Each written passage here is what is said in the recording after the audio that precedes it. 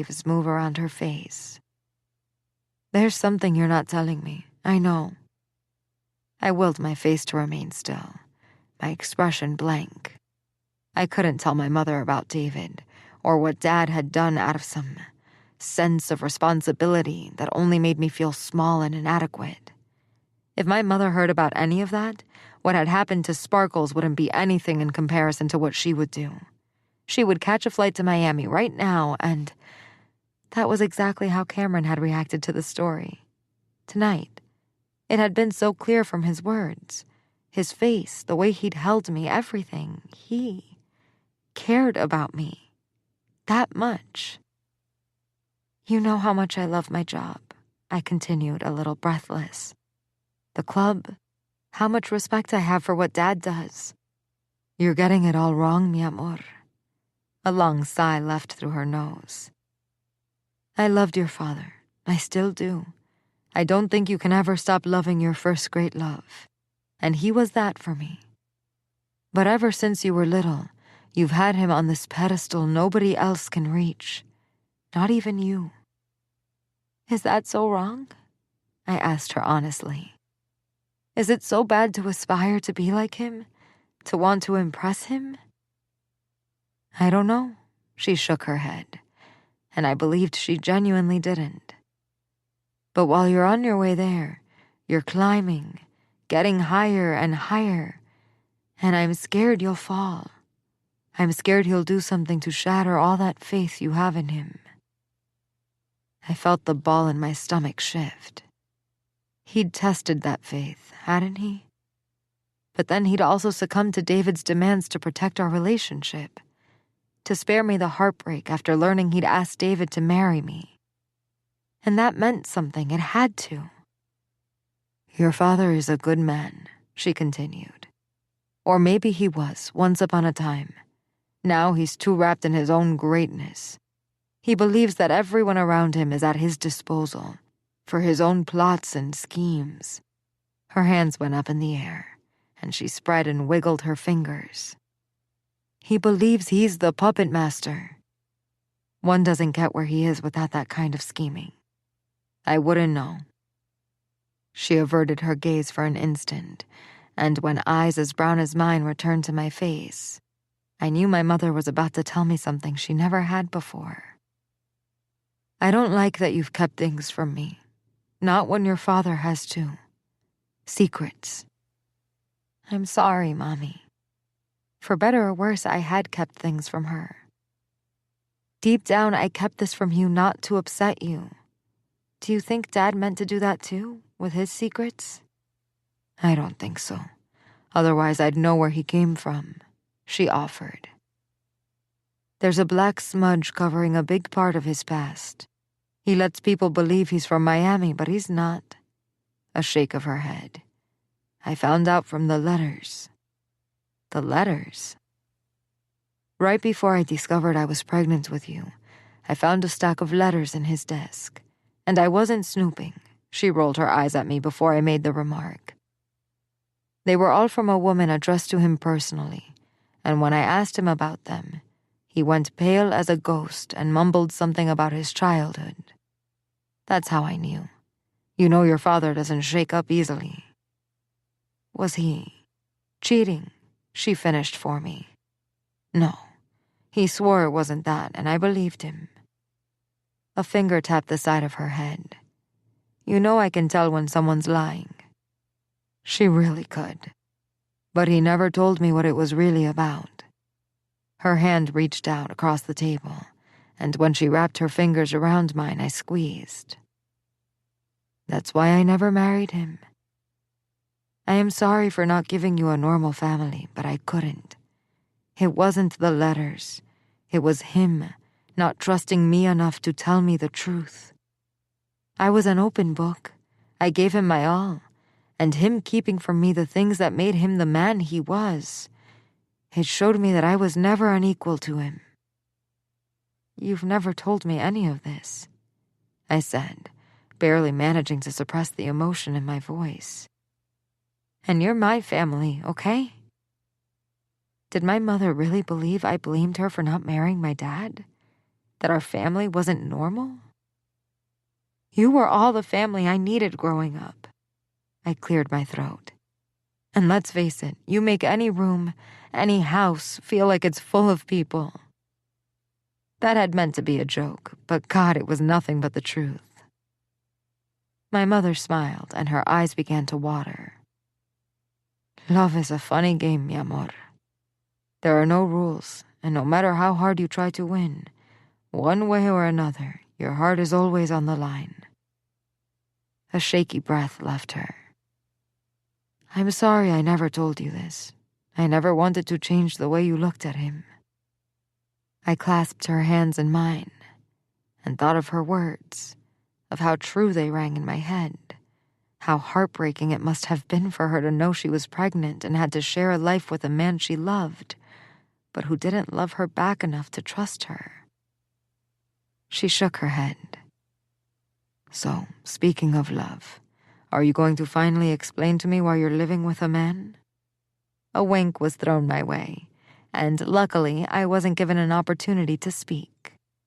I won't complain, though. This Cameron is so handsome and tall. Oh, how tall he is. She arched her brows. I would also bet he could pick both of us up and not break a sweat. And those tattoos I've just seen on his arm? Her lips pursed with mischief. Does he have Mommy, no. I was not going to discuss Cameron's possibly hidden tattoos with my mother. You're no fun, she said with a shrug. Then tell me if he's the reason you didn't go back to Miami. Does he treat you like you deserve? My whole face flushed all shades of red. I trailed off, suddenly lost for words. Does he treat me like I deserve? My heart pounded in my chest with the answer. Yes, he treats me like no one ever has. My mother blinked once, twice, 3 times, and to my utter shock, she broke into laughter. Dios mío, hija. I felt the tips of my ears burn.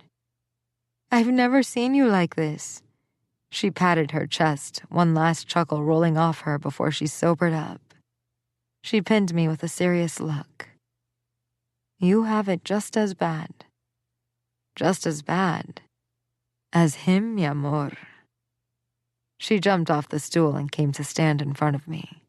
She cupped my cheeks.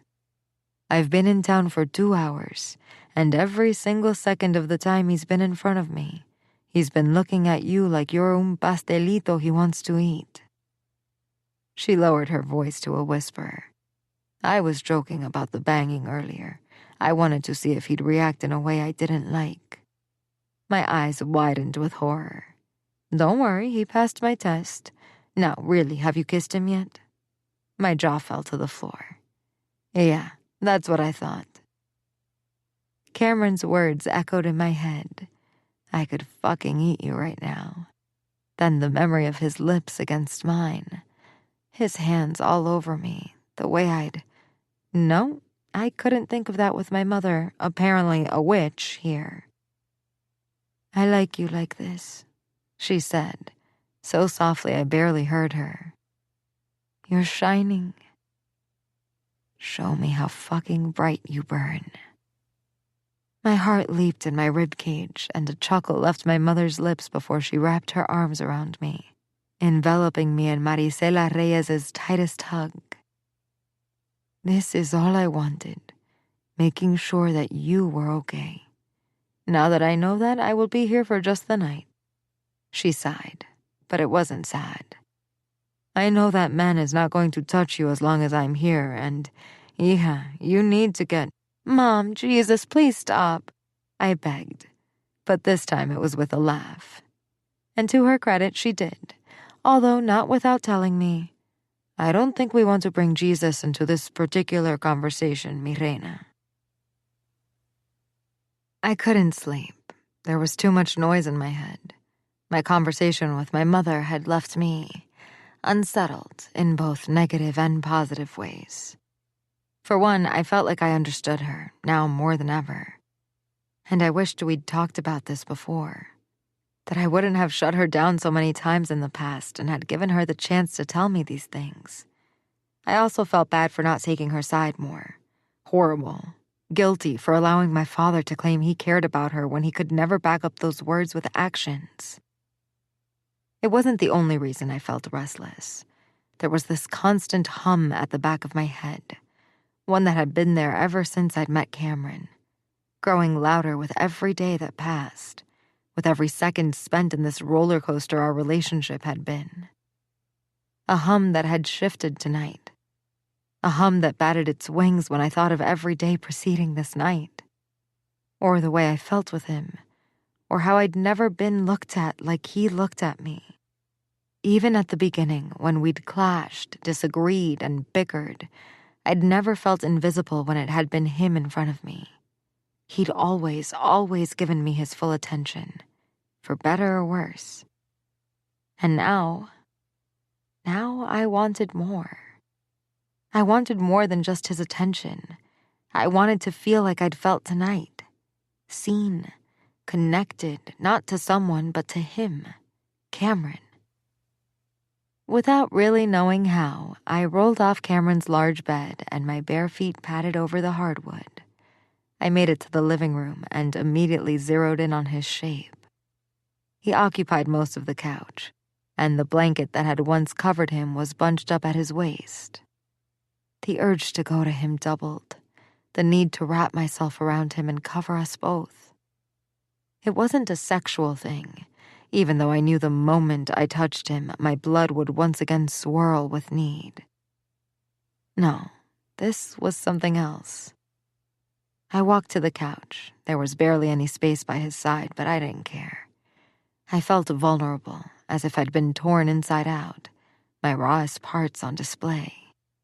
I set a knee by his hip and slowly curled beside him. A grunt left his throat, and in a swift, smooth motion, his arms were around me, and he was on his side. He looked down, eyes half open, and pulled me into his chest. "Hi," I whispered. He hummed, and I felt the sound against my belly and breasts. "Can't sleep." I gave him a small shake of the head. Without a word, I moved my hands, reaching for the hem of his sleeping shirt. Not breaking eye contact, I slipped my fingers under it.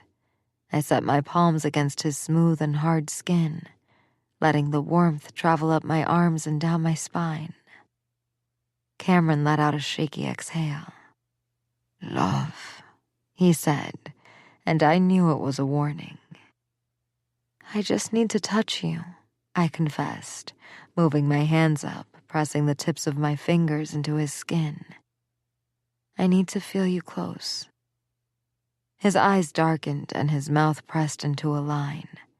He was looking at me so seriously, so stern, as if my plea was a life-changing event. "I want you as close as anyone has ever been." His arms tightened around me and he pulled me close, much closer, lodging me into his body and trapping me there. I could feel his heart pounding in his chest. "Better." I nodded and closed my eyes, reveling in the feeling. "Can you touch me too?" A growl fell out of his lips, and I knew it was costing him part of his restraint, but he complied. Of course he did. Cameron pulled the blanket over us, and only then moved his hands beneath the only thing I wore over my underwear, one of his shirts, and he wrinkled it up with his wrist as his palms traveled up my back. I shifted against him, feeling him growing hard against my belly. A shallow breath left my parted lips, and before I could move again, Cameron stilled my body against his. "Cameron," I whispered, "can I ask you something?" "Don't ask me to fuck you, love," he said, his voice nothing more than a rasp. "Because I will." A breathy laugh fell off my lips. "I would love nothing more," I told him, meaning every word, and he must have been shocked by my admission because his body froze beneath mine. just for a second. Then it resumed with a shake, and I could feel his blood pulsing under my touch, his need growing with mine. But I know it wouldn't be fair with my mother across that wall. I know. My throat worked with the unfinished thought, but I knew, felt deep inside of me, based on tonight, and based on an instinctive and intrinsic part of myself that only answered to him, that sex with Cameron wouldn't be just a quick and silent affair. It wouldn't be something I'd like to do with my mother on the other side of the wall. I murmured. On second thought, maybe we should put my mother in Sweet Heaven Cottage. It's not a cottage, he grunted quickly. I frowned, but he rearranged me, thrusting one of his knees between mine and distracting me. And that we you said like nothing? A pause. It all but killed me, so ask me your question. Do you think I'm a little like her? A shallow breath left my lips, and Cameron waited, as if he knew that wasn't what I actually wanted to ask. Or do I fade away beside her? Am I not a little black and white and cold and dull? We'd always been so different, she and I, and sometimes I'd wondered if I couldn't be a little more like her. Now I also wondered if my father had seen me before that video at all, if the world had, if Cameron really did. He nudged his forehead against mine until I looked at him. His eyes were so bright, so open and full of raw honesty that it made my pulse waver. You're all I can see, he told me, his words falling right on my lips. Even when I close my eyes, you're all I see. It was my turn to hum against his skin, just so I would tame the uproar in my ribcage. He always did that, always gave me these perfect answers I almost couldn't believe. Cameron? Yes, love. My question was nothing but a whisper. Tell me a secret, something no one knows. If he was surprised by my words, he didn't say or do anything to show me. All he did was bring one of his hands higher until it rested against the back of my neck. I was so scared, he said, and I knew what he was talking about. He gently brought my head against his chest, offering himself as a pillow, asking me for a comfort I'd never deny. I'm still terrified. I counted his heartbeats. 1, 2, 3, 5, 10 under my cheek, wishing I could stay there forever, every night until the end of time. I never dated Jasmine Hill. That was old Liam, my agent. He set me up, and I sat through dinner not to be rude. The media blew it out of proportion, but I haven't been with anyone since coming to the U.S. We remained in silence for another moment, and I was so busy restraining myself after his last confession that I almost missed his next words. The lodge is mine now, he said, and I stilled. It wasn't easy, but I closed on the purchase of Lazy Elk this morning. My heart tripped, then started pounding at double, triple, quadruple pace. What? I whispered. But what I wanted to ask was why. Cameron seemed to understand. I'm not shy when I want something, and I'm not shy with my money either. I worked hard for it. His voice turned lighter, confident, cocky in a way only Cameron made work. That cottage is coming down. I'll build you something else. I wanted to let him. I wanted the implications of all of that, too. They made me happy. The happiest I'd been in a long time, and a handful of other emotions I didn't think I'd be able to handle if I wasn't in his arms. That's more than one secret, I told him, and I only asked for one. Time ticked by without a word being said, and I was so warm, so comfortable, so safe tucked against Cameron's body that I started tipping into darkness, half here and half not. So when he spoke again, I brought his words with me into my dreams. I'll always give you more than what you ask for, love, even when you don't know what you want. Chapter 31. Cameron. I looked at Tony from the sidelines. He stood on the midfield line, surrounded by an enthralled group of 9-year-olds, blinking at him like he'd hung both the moon and the stars in the sky. I smirked. He was a good young man, and you could tell he'd loved the game for a long time. It had taken him some time to get used to those starry looks the kids gave him, stern and cautious Juniper in particular, but he'd managed to channel that attention into work. The first half of today's practice had been intense. We'd moved past simple exercises like protect the cone to more elaborate drills that require things like quality passes. It hadn't been easy, but the girls' enthusiasm had been unmatched. Even Juniper, who I'd taken aside and personally worked with on her keeper skills, had been happy to move from basic footwork and diving to a little fun sliding. We'd both gotten dirty, but it had been worth it. She'd been fantastic at it. I could think of a certain manager who'd been very happy about the girls' evolution. I eyed what had been nothing but a shed weeks ago, wondering what the woman inside was doing. Was she warm enough in there? October was growing chillier by the day, and even though I'd gotten one of those electric heaters from Mo's, it still was cold as hell outside. Or, like Mo had said, ass-crack cold. Pulling my phone out of the pocket of the hoodie I'd grabbed today, I checked the screen. I might still catch Liam if I rang him now. After that, I'd go check on Adeline. I tapped on his name and brought the device to my ear. Hell must have broken loose if Cameron Caldani himself is calling me. I sighed. And look what I get for it. I didn't wait for his retort. I have questions about your email. Wowzers. Straight to the point, are you? He let out a chuckle. Okay, shoot.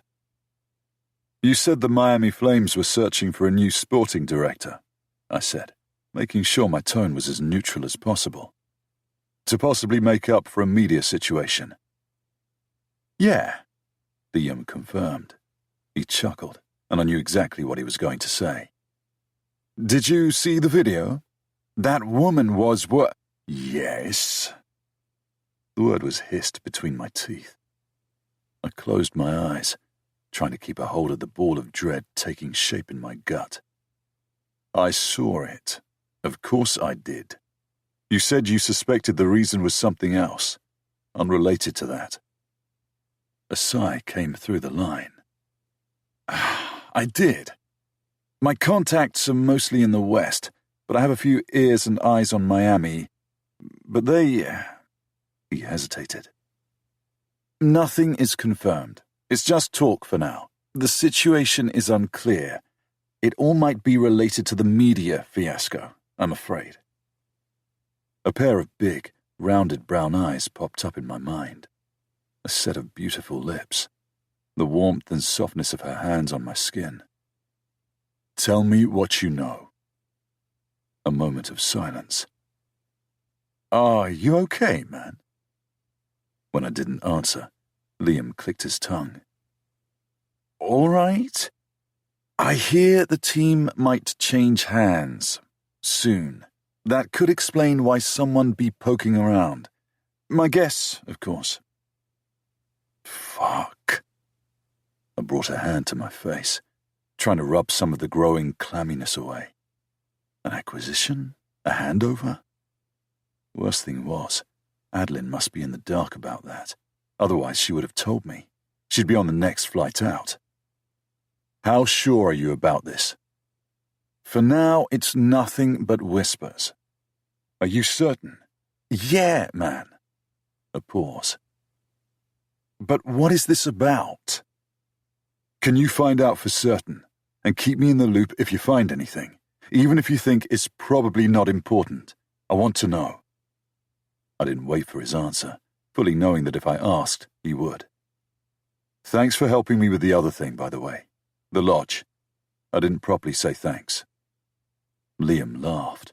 Oh, now you're thanking me. Christ, Cameron. I heard him exhale through the line. Listen, whatever is going on with you, you need to sort it out. Sort yourself out and decide whether you want to finally shoot your career dead. Just try to be done with this live, laugh, love phase of yours ASAP, yeah? I won't be playing housies with you anymore. I'm not your PA or your agent any longer, and I have shit to do. So make up your mind about what your priorities are. I know what my priority is, I said, no hesitation. Say no to all offers on the table. And then I hung up. A throat was cleared by my side. I turned, and that beautiful half-smile I was quickly becoming addicted to welcomed me. Something right between my chest and my gut tightened with a clarity I hadn't felt for a long time. Taking a little break, Coach? My lips twitched at her tone, and I tried my hardest to push aside the information I'd just learned. But I wouldn't worry Adeline over something I wasn't sure of. That would sidetrack her and quash the hope and excitement about the Green Warriors I could see bubbling in her with my own 2 eyes. I wanted nothing but to protect this woman from any possible heartbreak or hit. So I'd have Liam find out about every possible angle, and only then, only when I knew for sure, I'd take her myself to Miami and demand an explanation from her father. We'd get through it together. Until then, she deserved to enjoy today, tonight's pre-game dinner and tomorrow's game. Win or lose, I'd do anything to give her a taste of the happiness I could provide for her. Are you okay? She asked, frowning. I squared my shoulders. I pushed all of that aside and refocused on what was in front of me, on today. I don't know, boss. I gave her a very obvious once-over. You tell me. Am I in trouble? Her lips pursed, and the flush in her cheeks told me everything I needed to know. You might be. Her voice wavered with barely contained desire. Now that I caught you delegating your responsibilities to Tony, and there's only a few minutes left of practice, there's something I need to discuss with you. Her throat worked. Can I see you in my office? She lifted her chin. Now. I wasn't going to lie. I grew harder in my joggers at the bossy tone. I crossed the distance that separated us and towered over her until she had to lean her head back. My gaze dipped to her mouth. Lead the way. I licked my lips. Miss Reyes. I waited until she moved first. Selfish bastard that I was. I did it so I could watch her ass in that pair of jeans as she walked. The way her hair moved over her shoulders and her hips swayed with every determined step. Boy, I really was starved for her. Once we were inside the clean but cramped space, I closed the door behind me and watched her turn around to face me. Her cheeks flushed, and she leaned on the edge of her desk. Can you, close the door? A pause. Coach? I tilted my head, biting back a smile. The door was already closed, but I didn't say anything and gave her a nod. I loved that she was this discombobulated. I loved that I made her like that. It was how I felt most of the time. My gaze dipped to her chest, waist, legs, then up again to that beautiful face that was telling me she was trying to work through something in her head. Something that was sending her tongue out to lick her lips. Practice would be wrapping up any minute now, and I'd never been more glad than to have Tony out on the grass. I moved my hand behind my back and shifted the lock into place. Adeline whispered. You... She wetted her lips again, fumbling with her hands. You're not in trouble, actually. Or maybe you are. I guess that depends. I frowned at her nervousness, and I had to stop myself from blurting out some bullshit like, "You look beautiful when your brows furrow in thought." I walked up to her, my hands flexed with the urge to touch her, but I stilled them against my sides and waited, encouraging her to say whatever she wanted to say with a nod of my head.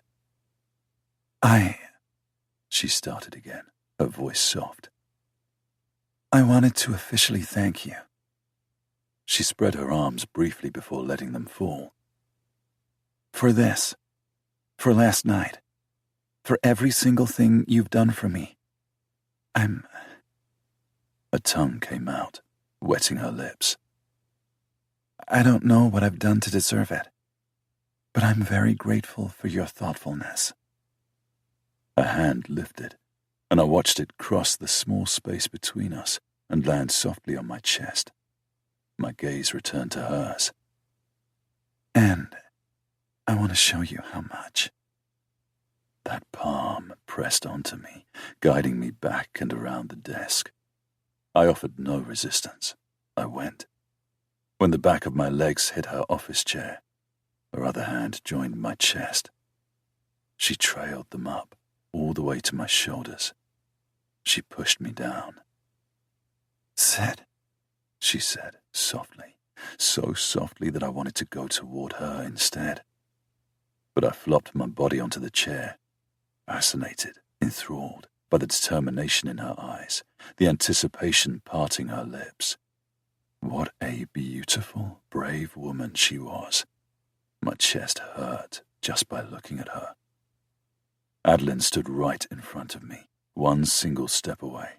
Her hands went to the zipper of her jacket. She shrugged it off. Her chest heaved with a rough breath, making the fabric of her blouse press against her skin. The line of tiny buttons keeping it together tensed, and I could only think, that goddamn blouse, I want to rip it open with my teeth. My hands flew to the arms of the chair, fingers latching on tight just so I wouldn't reach for her. Adeline walked into my open legs, her gaze roaming all over my face, until her eyes tipped down, low. All my blood swirled in that direction. If she did what I thought, hoped, craved she would, all my restraint would leave me, gone in an instant. I knew. Adeline. Her name dropped off my lips. Darling, She braced both hands on my thighs and kneeled. My eyes closed, a curse leaving my parted lips. I felt her hands trail up my legs, her touch gentle but determined, sending more blood straight to my dick, making me pulse with anticipation. "Adeline," I repeated, as a prayer more than a warning this time.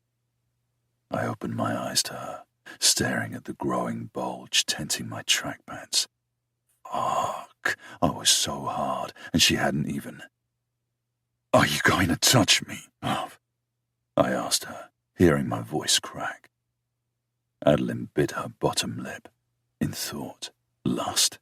She gave me a quick nod, but took her time to move her hands.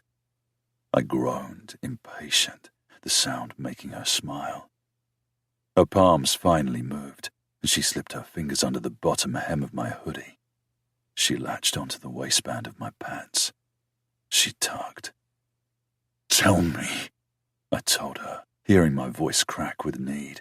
God, I wanted her. Now. I've wanted her for days now, weeks.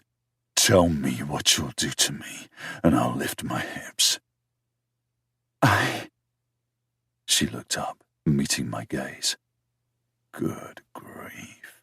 Stunning, incredible woman kneeling between my legs. "I want to be sexy, to be seen like this by you. I've been planning this moment all day in my head. I want to pull these down and..." Her eyelids fluttered closed for a brief second. "Take you in my mouth. I want to make you feel like you made me feel that night. But She shook her head. "I'm losing my nerve. I don't know how to be in charge in this scenario. I'd much rather you. She didn't need to finish that statement.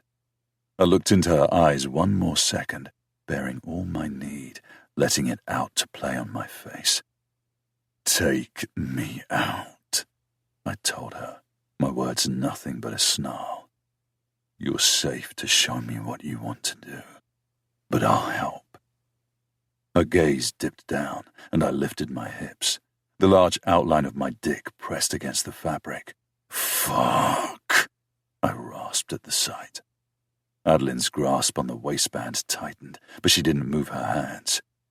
I've never been this hard in my life, love. Will you do something about it? Breath caught in Adeline's throat, and her hands moved, hovering in the air for a second, hesitant, telling me she wanted me to guide her through this, to encourage her, to... Her fingers grazed me through the fabric of the joggers. I groaned, deep and guttural and full of need.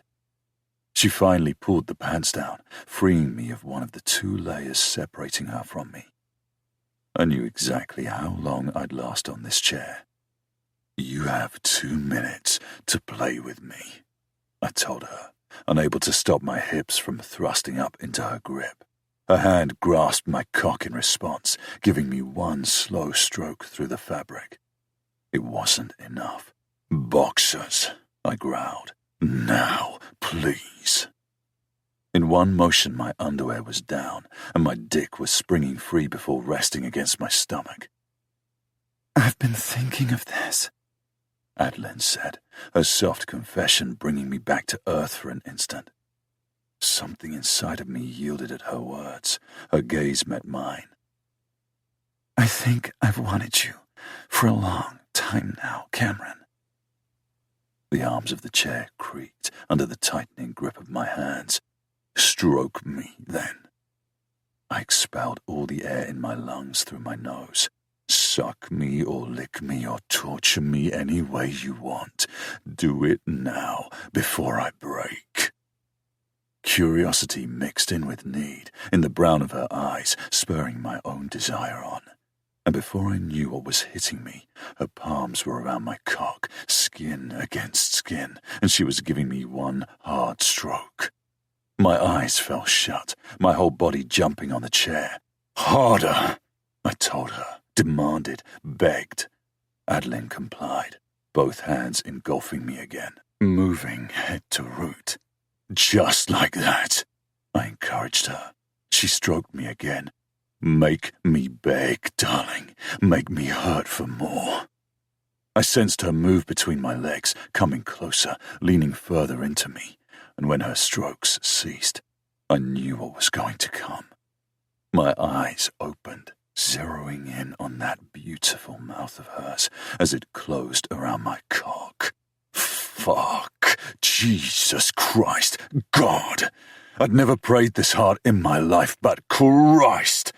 I'd venerate her mouth. This woman, her heart. My hips thrust upward, pushing further into her mouth. Adeline moaned around me and I couldn't be gentle. I was on my breaking point. I was going to burst. 3 sucks. I gritted between my teeth. That's all you get. Adeline moved her head up and down a second time, and when a moan climbed up her throat and fell against my dick, something in me snapped. I lied, I said. My hands moved to her head, and I gently but firmly lifted her off. Her lips were cherry red, and her cheeks blushed with the most beautiful pink to date. Stunning, beautiful, gorgeous woman, I murmured, making her look at me in a way she never had before. My heart raced in my chest, drumming along the pulse, making my blood thrum. You win, love. You do. You have. Before she could say a word, I snatched her wrists and pulled us both up. Then I swirled her around. Hands on the desk, I told her, my voice barely a growl.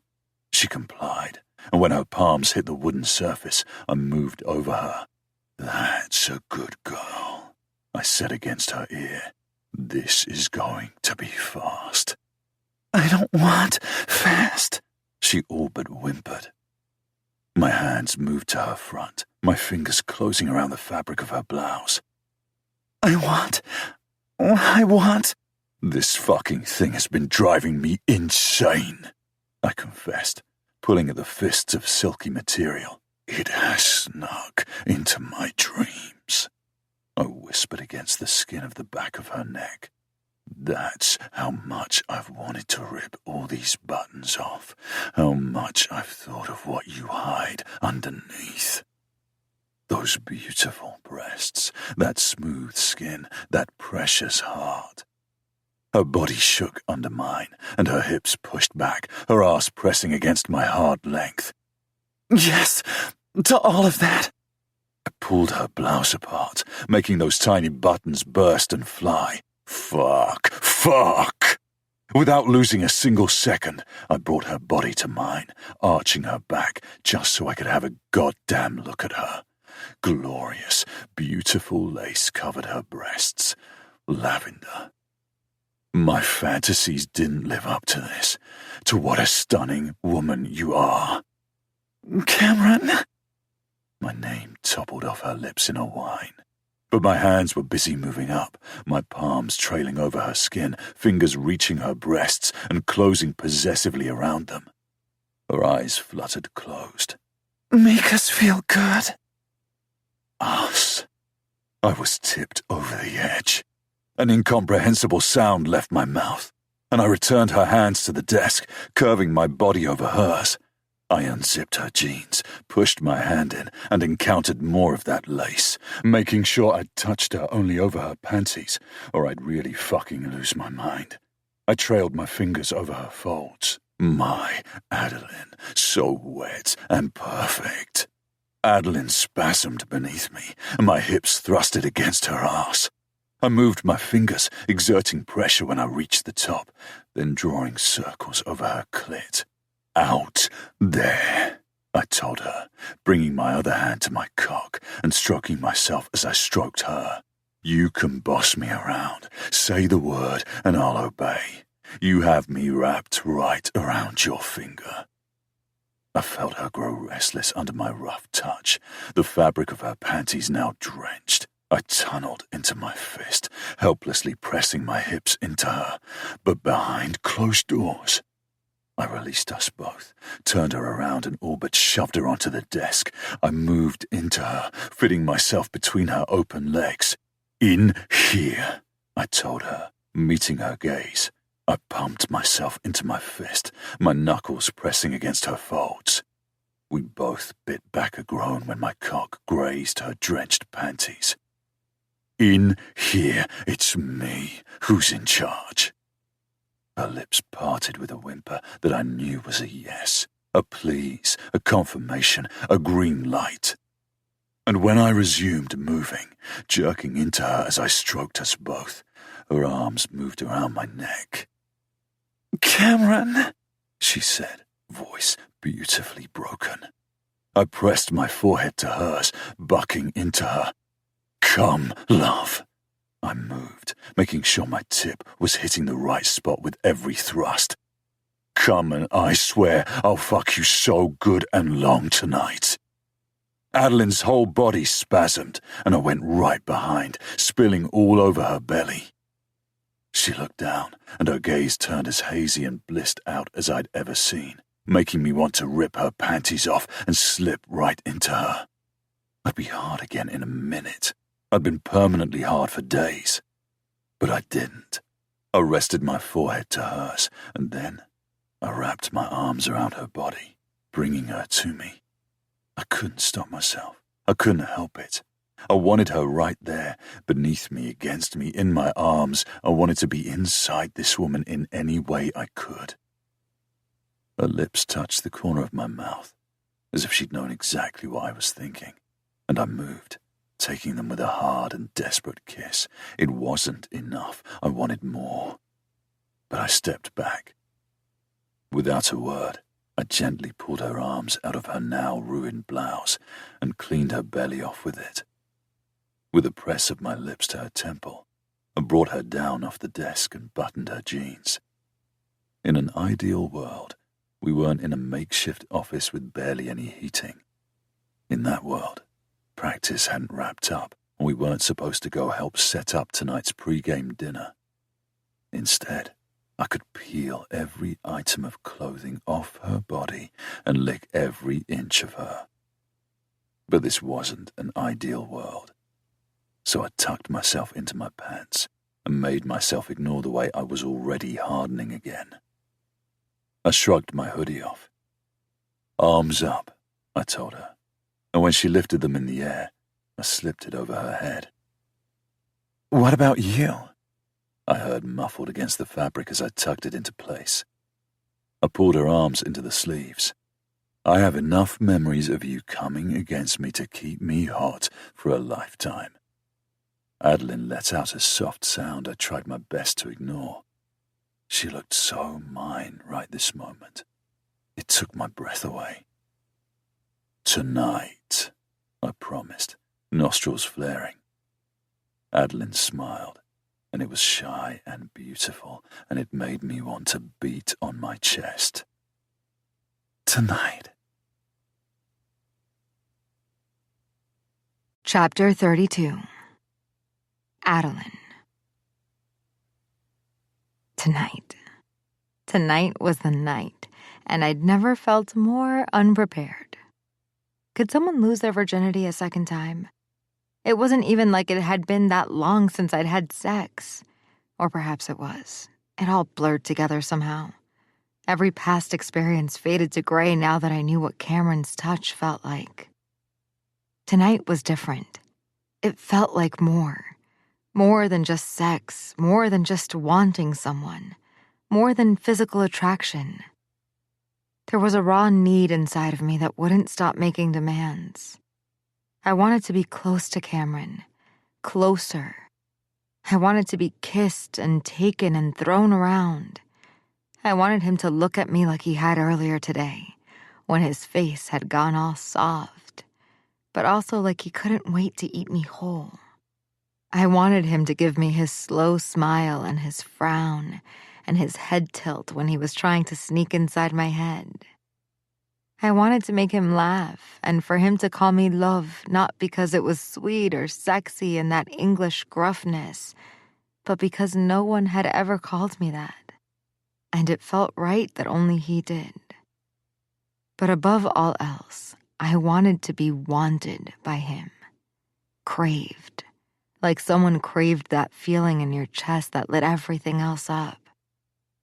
Like I craved him. The touch of his palm on my thigh brought me right back, and when I looked at him, the green of his eyes gave him away. He couldn't wait to bolt. We were only here because I'd asked him to stay a little longer. Josie had thrown a good luck dinner for everyone on the team who wanted to join, and most of the parents had turned up. "Why so serious, Coach?" I asked, the corners of my lips bending upward. "This is for good luck. I didn't peg you for someone who would disrespect a nice rite like this." The smirk that he gave me sent the blood rushing to my head. He leaned forward and spoke right against the shell of my ear. "I can think of a couple of things we could implement for good luck." His lips brushed my skin, sending a wave of shivers down my spine. "If we leave right now." My heart throttled in my chest. I swallowed, wondering how strange it would be for me to jump into his lap right now with half the town sitting at the table. "I think that's something we can discuss, but we're not leaving just yet. Boss's orders." He hummed against my skin, and when he withdrew his mouth, his head didn't go too far. God, maybe I wasn't doing myself any favors. How long were good luck dinners supposed to last? My phone pinged from the table, so I picked it up and checked the notifications. My mother. "Did she make it all right?" the man beside me asked with what I knew was genuine concern. "Drive was okay," I read out loud for him. He sighed. "I could have driven her myself.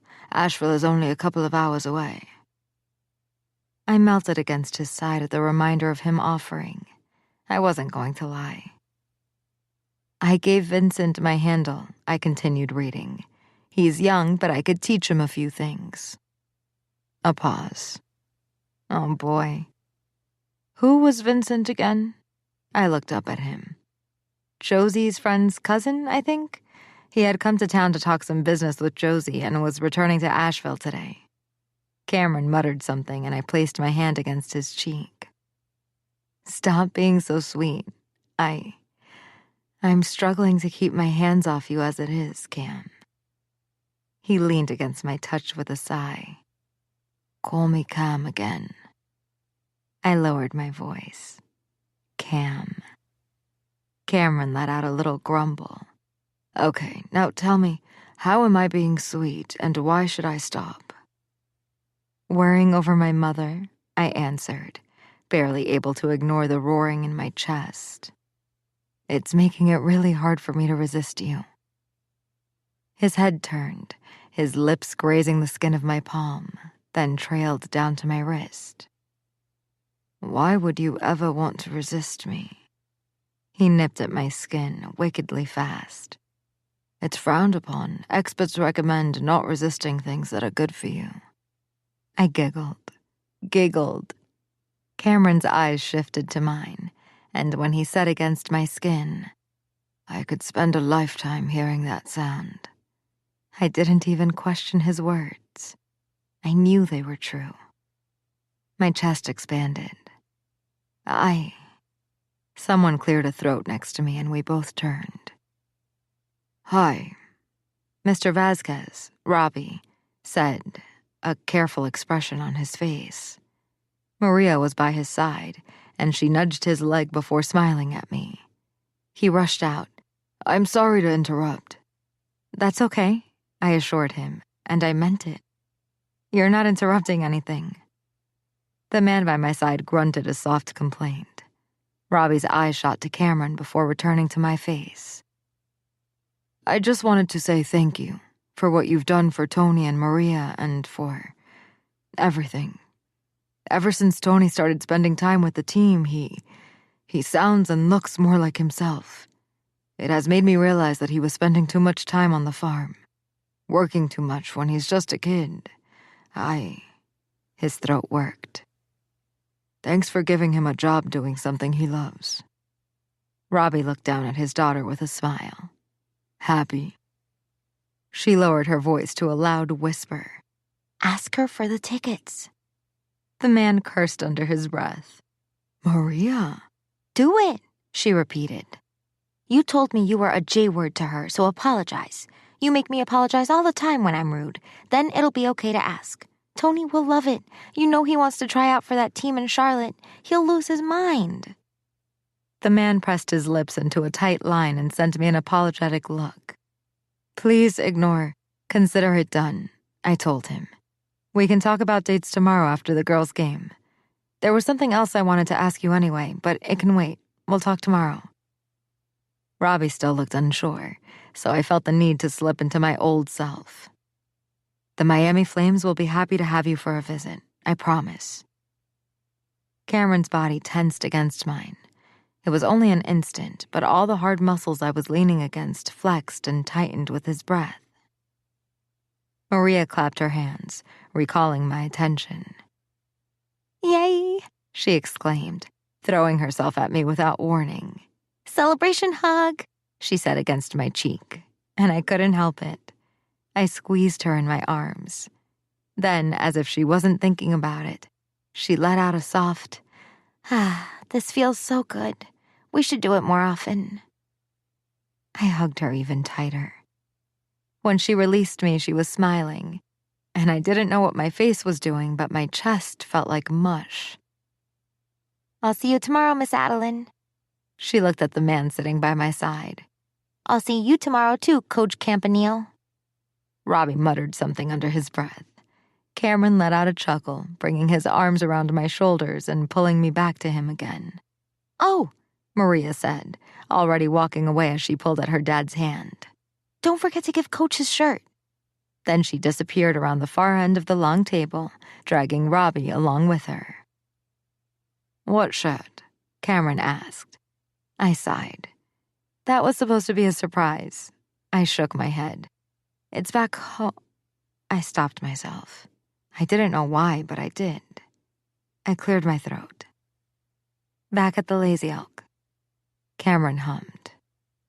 Close, he murmured, his arm snaking around my waist. It's okay, love. I'm not one to give up at halftime. Cameron unlocked the front door of the cabin and stepped to the side. I looked inside toward the hallway that turned to the right, leading to Cameron's room, right across from what had been mine. My eyelids fluttered shut for just an instant.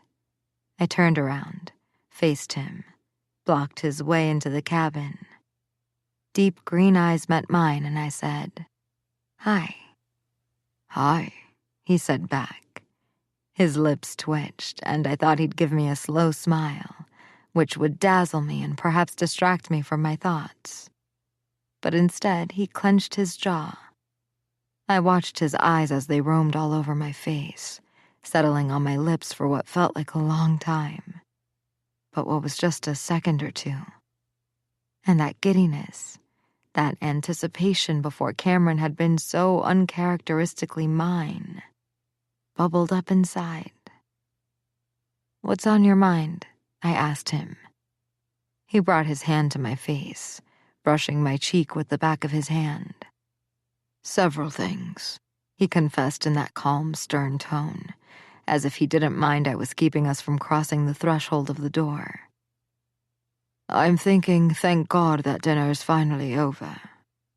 I smiled at that, and the pat of his thumb grazed my bottom lip. I'm also thinking, Christ, she's so beautiful in this light, with the full moon shining so brightly over us. Would it be too corny to point it out? Would she laugh? I love her laugh. My smile fell, my heart doing this weird thing against the walls of my chest. That would be one of the most beautiful things I've ever been told. I wrapped my fingers around his wrist, felt his pulse under my thumb. It was a quick, hurried beat. Was he nervous too? I wouldn't laugh. I would probably stall for a longer time. Stall, he repeated slowly. Tell me why.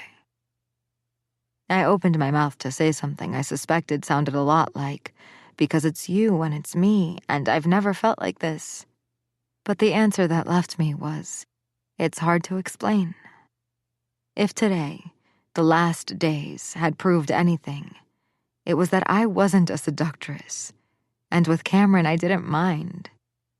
It's me who's in charge. He said that earlier today. I wanted him to offer again, to take charge. I'd never felt safer, freer than when he took over for me. And yet, this nervousness made me wonder and doubt myself. What could I possibly have done to deserve this? To earn him wanting me this much? Try me, Cameron said. I tried, knowing I probably would voice it in a way it didn't make sense. I've always felt like I never really clicked anywhere. Like I always needed to make a bigger effort to show everyone that I deserved to be there. And here you are. I shook my head, making me feel like you'd close the gap to get to me. Like I don't need to convince you. You. Fuck him, Cameron said, bringing my gaze to him. Fuck them. Fuck everyone who has made you feel like you're not worth everything you deserve. Something locked inside of my chest, loudly, so very close to my heart. You don't have to. I was lifted up and dropped on a wide shoulder. No more overthinking, he said, walking us both inside. No more questioning how I feel toward you. I didn't sit through a full hour of campfire songs so you could find a reason to boot me when I finally get you home. His other hand fell over the backs of my knees, securing me against him, as if he feared I'd try to jump out of his arms. This, he said, stomping into the living room. I had to restrain myself from taking you and throwing you over my shoulder like this. Josie is a horrible singer. I blinked down at his back, his ass, his long legs, and I burst out laughing. He came to a stop immediately, loosening the vise of his arms, removing me from his shoulder and placing me in front of him. I steadied myself against his chest. "I'm already tempted to do that again," he said, his eyes dancing between my mouth and eyes. The beating of his heart drumming against my palms, quicker than a few moments before. "I could do it every day, with every doll." "It can be discussed." I was still half laughing, but when Cameron's jaw clenched again, all of that lightness dissolved. "Okay, I should give you your spoiled surprise." He opened his mouth, but I was already stepping away from him and whirling on my heels. I walked to the guest room and fished the gift out of the wardrobe I'd hid it in. When I turned around, Cameron was leaning against the frame of his bedroom door, right across from mine. I swallowed, padded closer to him with the pink bag in my hands. I offered it to him. Cameron opened it and extracted what was inside. The bag dropped to our feet. His hands held the shirt in the air. "This coach kicks monkey bum," he read out loud. He swallowed. "Coach Chamomile, Green Warriors of Green Oak, 6 Hills Little League, NC." My heart raced. "It's so silly," I said, hearing my voice sound low and guarded. "I had it made so the girls could sign it tomorrow." A shaky breath left me. Maria helped come up with the first part. Cameron's arms dropped. He looked at me with an emotion I didn't recognize, one that wasn't any of the ones I'd expected the shirt to cause. "It was supposed to be a joke," I explained. I thought you'd find it funny." A muscle in his jaw jumped.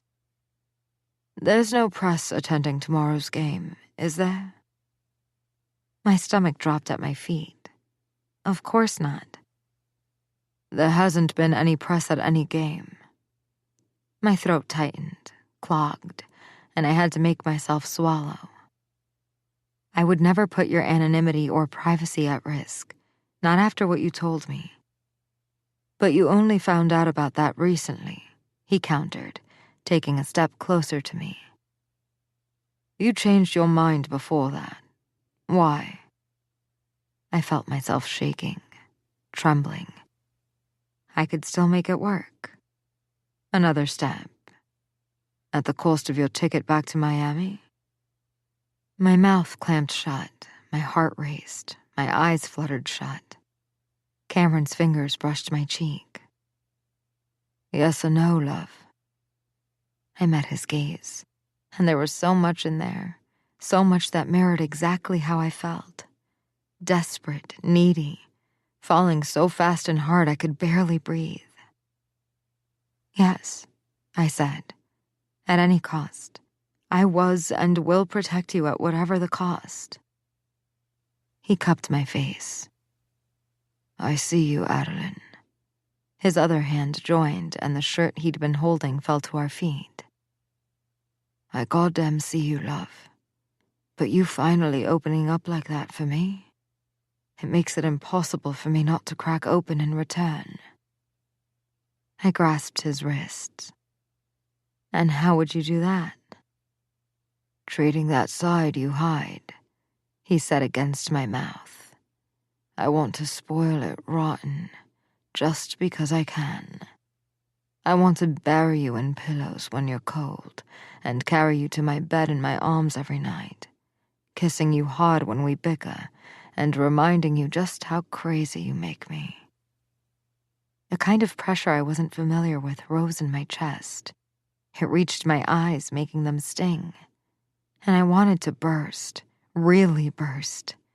I felt so happy, so ecstatic, so full of that something I didn't think I could say out loud, or even think, that I wanted to burst open at the seams and let him see. A broken laugh fell off my lips, and I didn't even recognize myself when I said, "You've just made my surprise look really bad." I loved the surprise, he said softly. So softly it felt like a caress.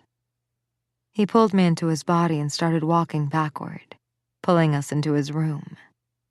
I'll blame the surprise when I lose control tonight. I shook my head, a single tear helplessly creeping down my cheek. Why? Because now I know you're happy, really happy. And this tear, he added, pressing his mouth against my skin and tracing the wet trail with his lips. It's proof of how much. He tilted my head back, kissing the brow of the culprit eye. His gaze dipped down to my lips. Now I can take your mouth and know that you know how I feel, that this doesn't need to be earned. You already own the right. This time it wasn't Cameron waiting for me to cross the distance and kiss him. He did. Cameron took my mouth, parting my lips with such hunger I had to link my arms behind his neck for support. Our tongues brushed, and I pulled him to me, briskly, need pulsing in my belly, ears, limbs, chest, everywhere. And with a growl, he moved forward, dragging his hands down my throat, shoulders, waist, coming around my hips and landing on my ass. He lifted me up. As if I'd done this 100 times, I closed my legs around his waist. I braced my arms on his shoulders, pushing my body upward, searching for the right spot until the junction of my thighs rubbed right against the hard ridge in his pants. His chest vibrated with a growl, and when he came up for air, the green of his eyes shone as bright as I'd ever seen a color shine. His mouth came down again, not wasting more than a second, and he grazed the side of my neck with his teeth. I threw my head back, whimpered, and then I was being dropped on something soft, his bed. A cloud of his scent enveloped me. The sensation made my chest so full, so packed to the brim with bliss that I swore I could fly. That smile was all but growled from the foot of the bed. I looked over at Cameron. My lips didn't waver. Come here, he said, tugging at my foot. I need that smile against my mouth. His hands wrapped around my ankles and I let him drag me all the way to where he was. I went up on my knees and met his gaze, still smiling, still feeling so full I might burst. I crossed the distance, pressing my mouth to his, doing as he asked. A groan left him, and then he was grazing his lips all over my face. Sweet but firm caresses that went up and down and left and right, making shivers spread and twinkle down my arms. I've never wanted anyone like this, I whispered against his mouth, placing my palms on his shoulders. One short breath left me, and I let my fingers fall down his torso, until I reached the hem of one of his fleeces that I now loved so much. I closed my fists around the fabric. I've never felt this safe, this cherished, this wanted, this loved. I want you so bad. Cameron's body shook, with restraint, with need, with that emotion I was so scared to voice. I couldn't know. I didn't think I cared. Not right in that moment as I felt his hands come around mine and tug up. Undress me, he said in barely a rasp. I pulled it up, his hands leaving mine to help when I couldn't reach all the way up his arms. A beautiful collage of ink and skin was revealed before me. A new kind of need reeled in, the need to touch, memorize, brand, and make him mine. Show me, he told me, pushing his body against my hands. Show me how bad you want me. Deliberately slowly, I pressed my lips to his chest right above his heart, marked with the design of a rose. I could feel his muscles flexing in response. His skin was so smooth, so solid and hard, and his heart drummed briskly, almost too fast. I grazed my teeth over all that ink, and his hand landed on the back of my neck.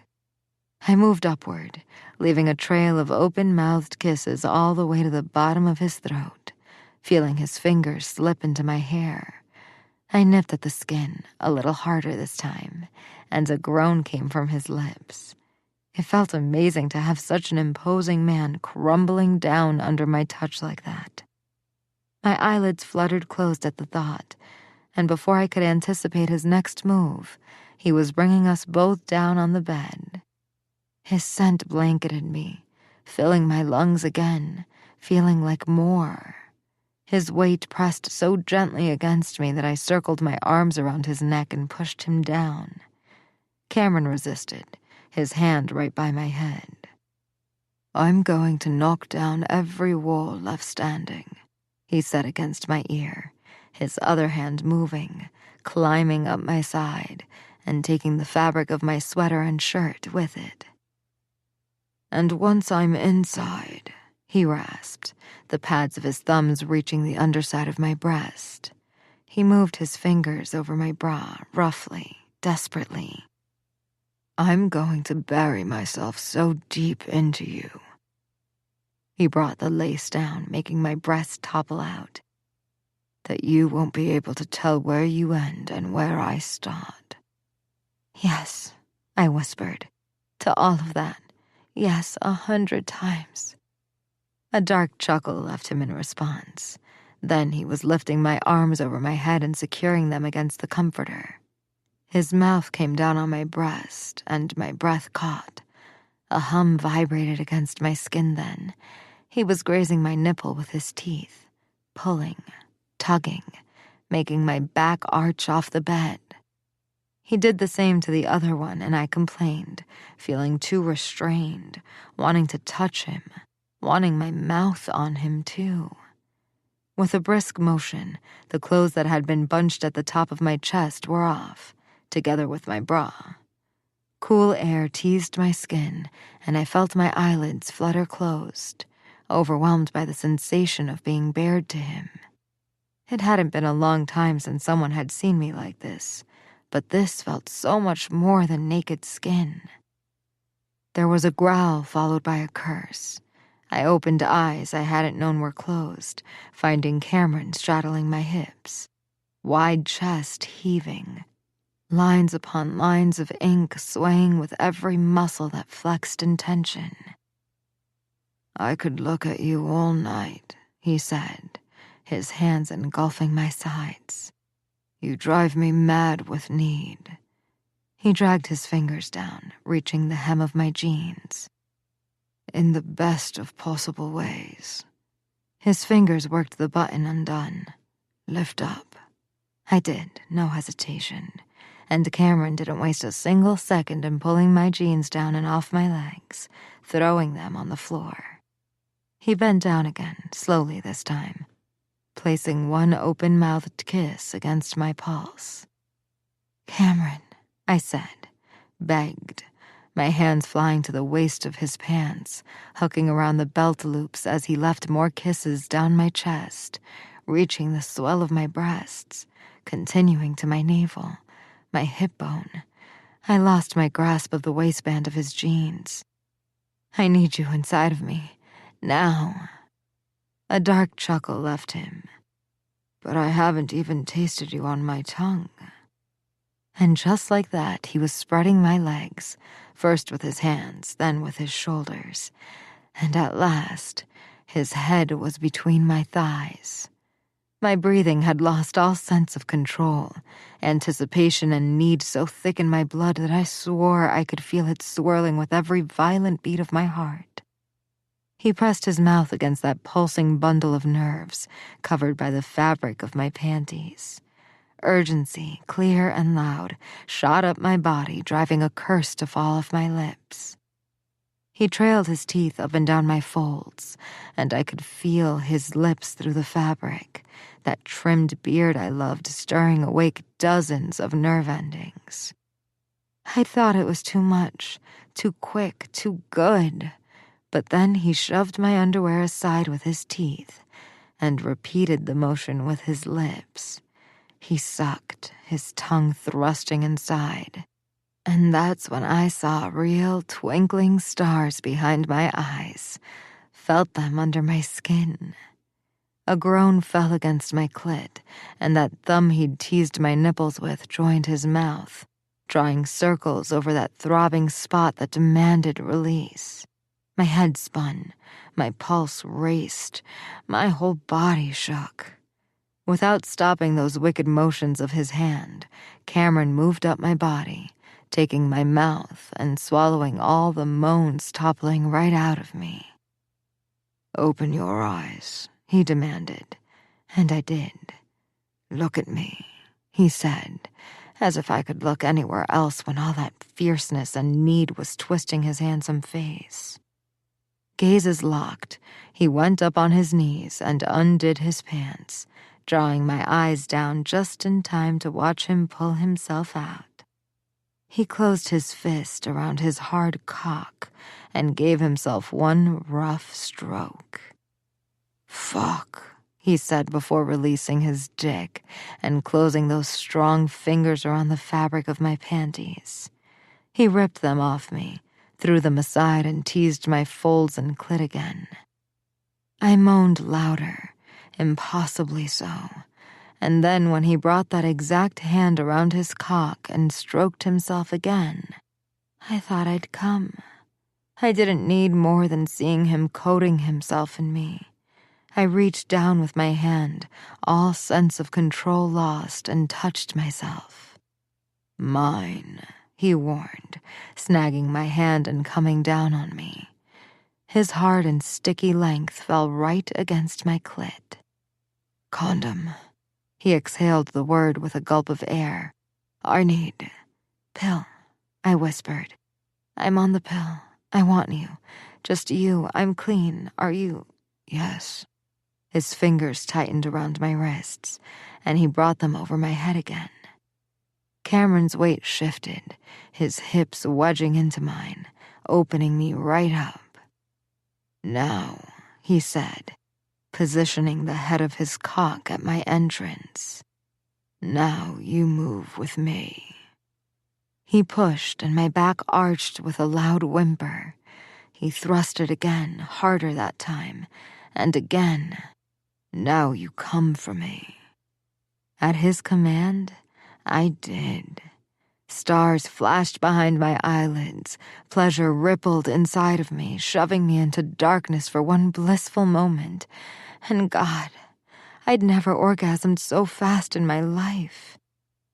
"You come so sweet," he said against my ear, riding me through the wave of pleasure until my body was nothing but a spent tangle of limbs. "You come so bright." I moved my mouth, but no words came out. I was too lost to the sensations, too lost to the feel of him still moving inside of me, filling me up. A rough press of his lips against mine, and then I was being flipped onto my belly. His hands moved to my sides, and when he lifted my body up, I felt him hot and hard and wet against my back. Rough palms dragged up and down my ribs, stomach, thighs, then climbed to my breasts. He tugged at one of my nipples, bringing that need back alive. His thighs shifted underneath me, the shaft of his cock nudging at my entrance from behind, and a new rush of urgency made my head spin. I pressed myself onto him. "Tell me," Cameron said, grazing his teeth over the side of my neck. "Tell me you want me like this," he demanded, moving his hips and bringing his shaft to tease my clit. "Tell me you're mine to take if that's what you want." "Cameron," I whimpered, and he rewarded that with a kiss on my shoulder. "I have only wanted you." I all but expelled the words, the sound rough and drenched in need, but oh so right. "I want you any way possible." He moved his cock, the head gliding in. "Then tell me to fuck you." "Fuck me," I whispered. "Please." He thrusted all the way in, the position, the size of him, the way we fit together just now, pulling twin groans from both our mouths. "Oh, fuck, love," he growled, plunging into me. "How goddamn soft and perfect you are." His arms came around my waist, his thrusts increasing in pace, losing all sense of rhythm. "I'm buried so deep inside you."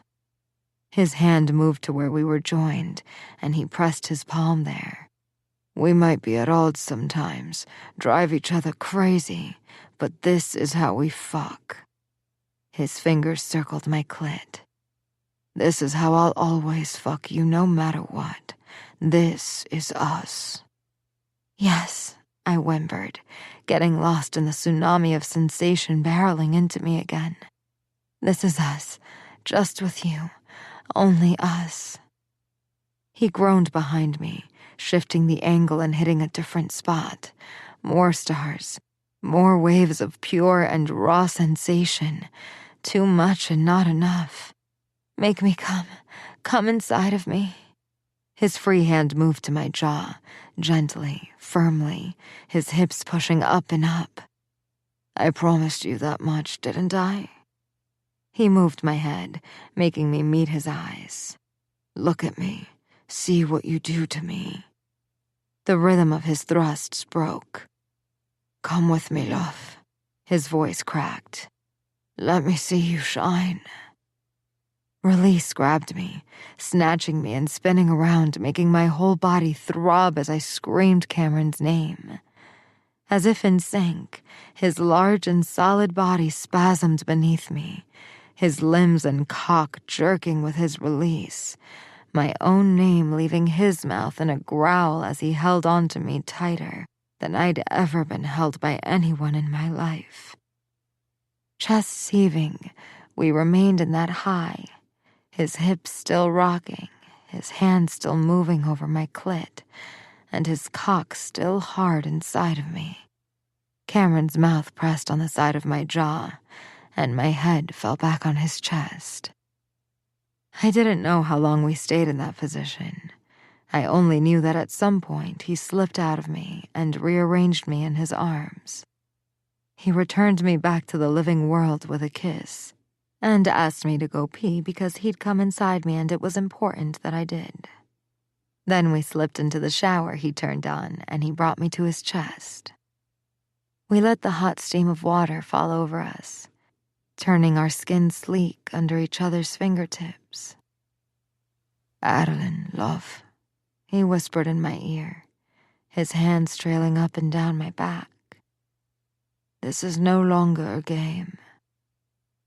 My heart swelled in my chest at his words, at the possibility they painted, the truth that I hid. "Tell me you understand." I extricated my head from his chest, making sure I met his gaze. I understood.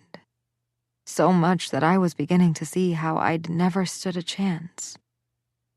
The moment I'd set foot in Green Oak, I'd already lost. But now my heart was on the line too. Now what was at stake was greater than redemption, larger than fixing a PR mess or earning back someone's trust. But this was Cameron, and I trusted him like I'd never trusted anyone. I saw that. So I kissed him in the center of his chest, and when I said, "I know," I meant every word. Chapter 33. Adeline. I woke up to a nudge on my face and the characteristic buzzing of a phone.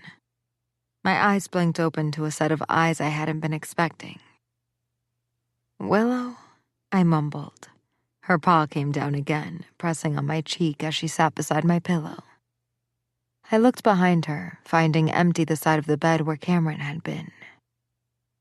After what had been the best night of sleep in weeks, months, maybe even years, I hadn't even noticed him getting up.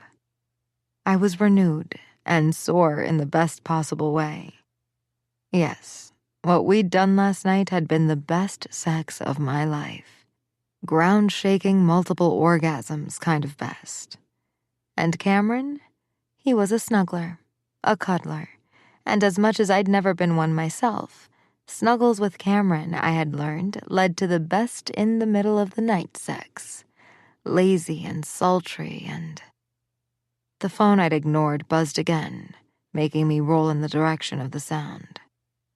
I sat up, resting my back against the headboard Cameron had used as leverage in some of that middle of the night. Willow mewed over the buzzing. Yeah, I know, I told her, setting her on my lap while I reached for the phone. I'm obsessed with your daddy. Your what? A male voice came from the speaker of the phone. I looked up, seeing Matthew's face on the screen. Oops, I must have accepted the call. I started. But then I took in the dark bags under his eyes, the way his hair stuck in all directions. What's wrong with you? Is that a cat? He asked, ignoring my question. Willow mewed and lifted her head to check the screen. Why do you have a cat? Matthew, I said, now seriously. What's going on? You're calling me very early in the morning. A pang of guilt cut through me. I'd been so wrapped up in my own life that I hadn't checked on him in a while. What's going on?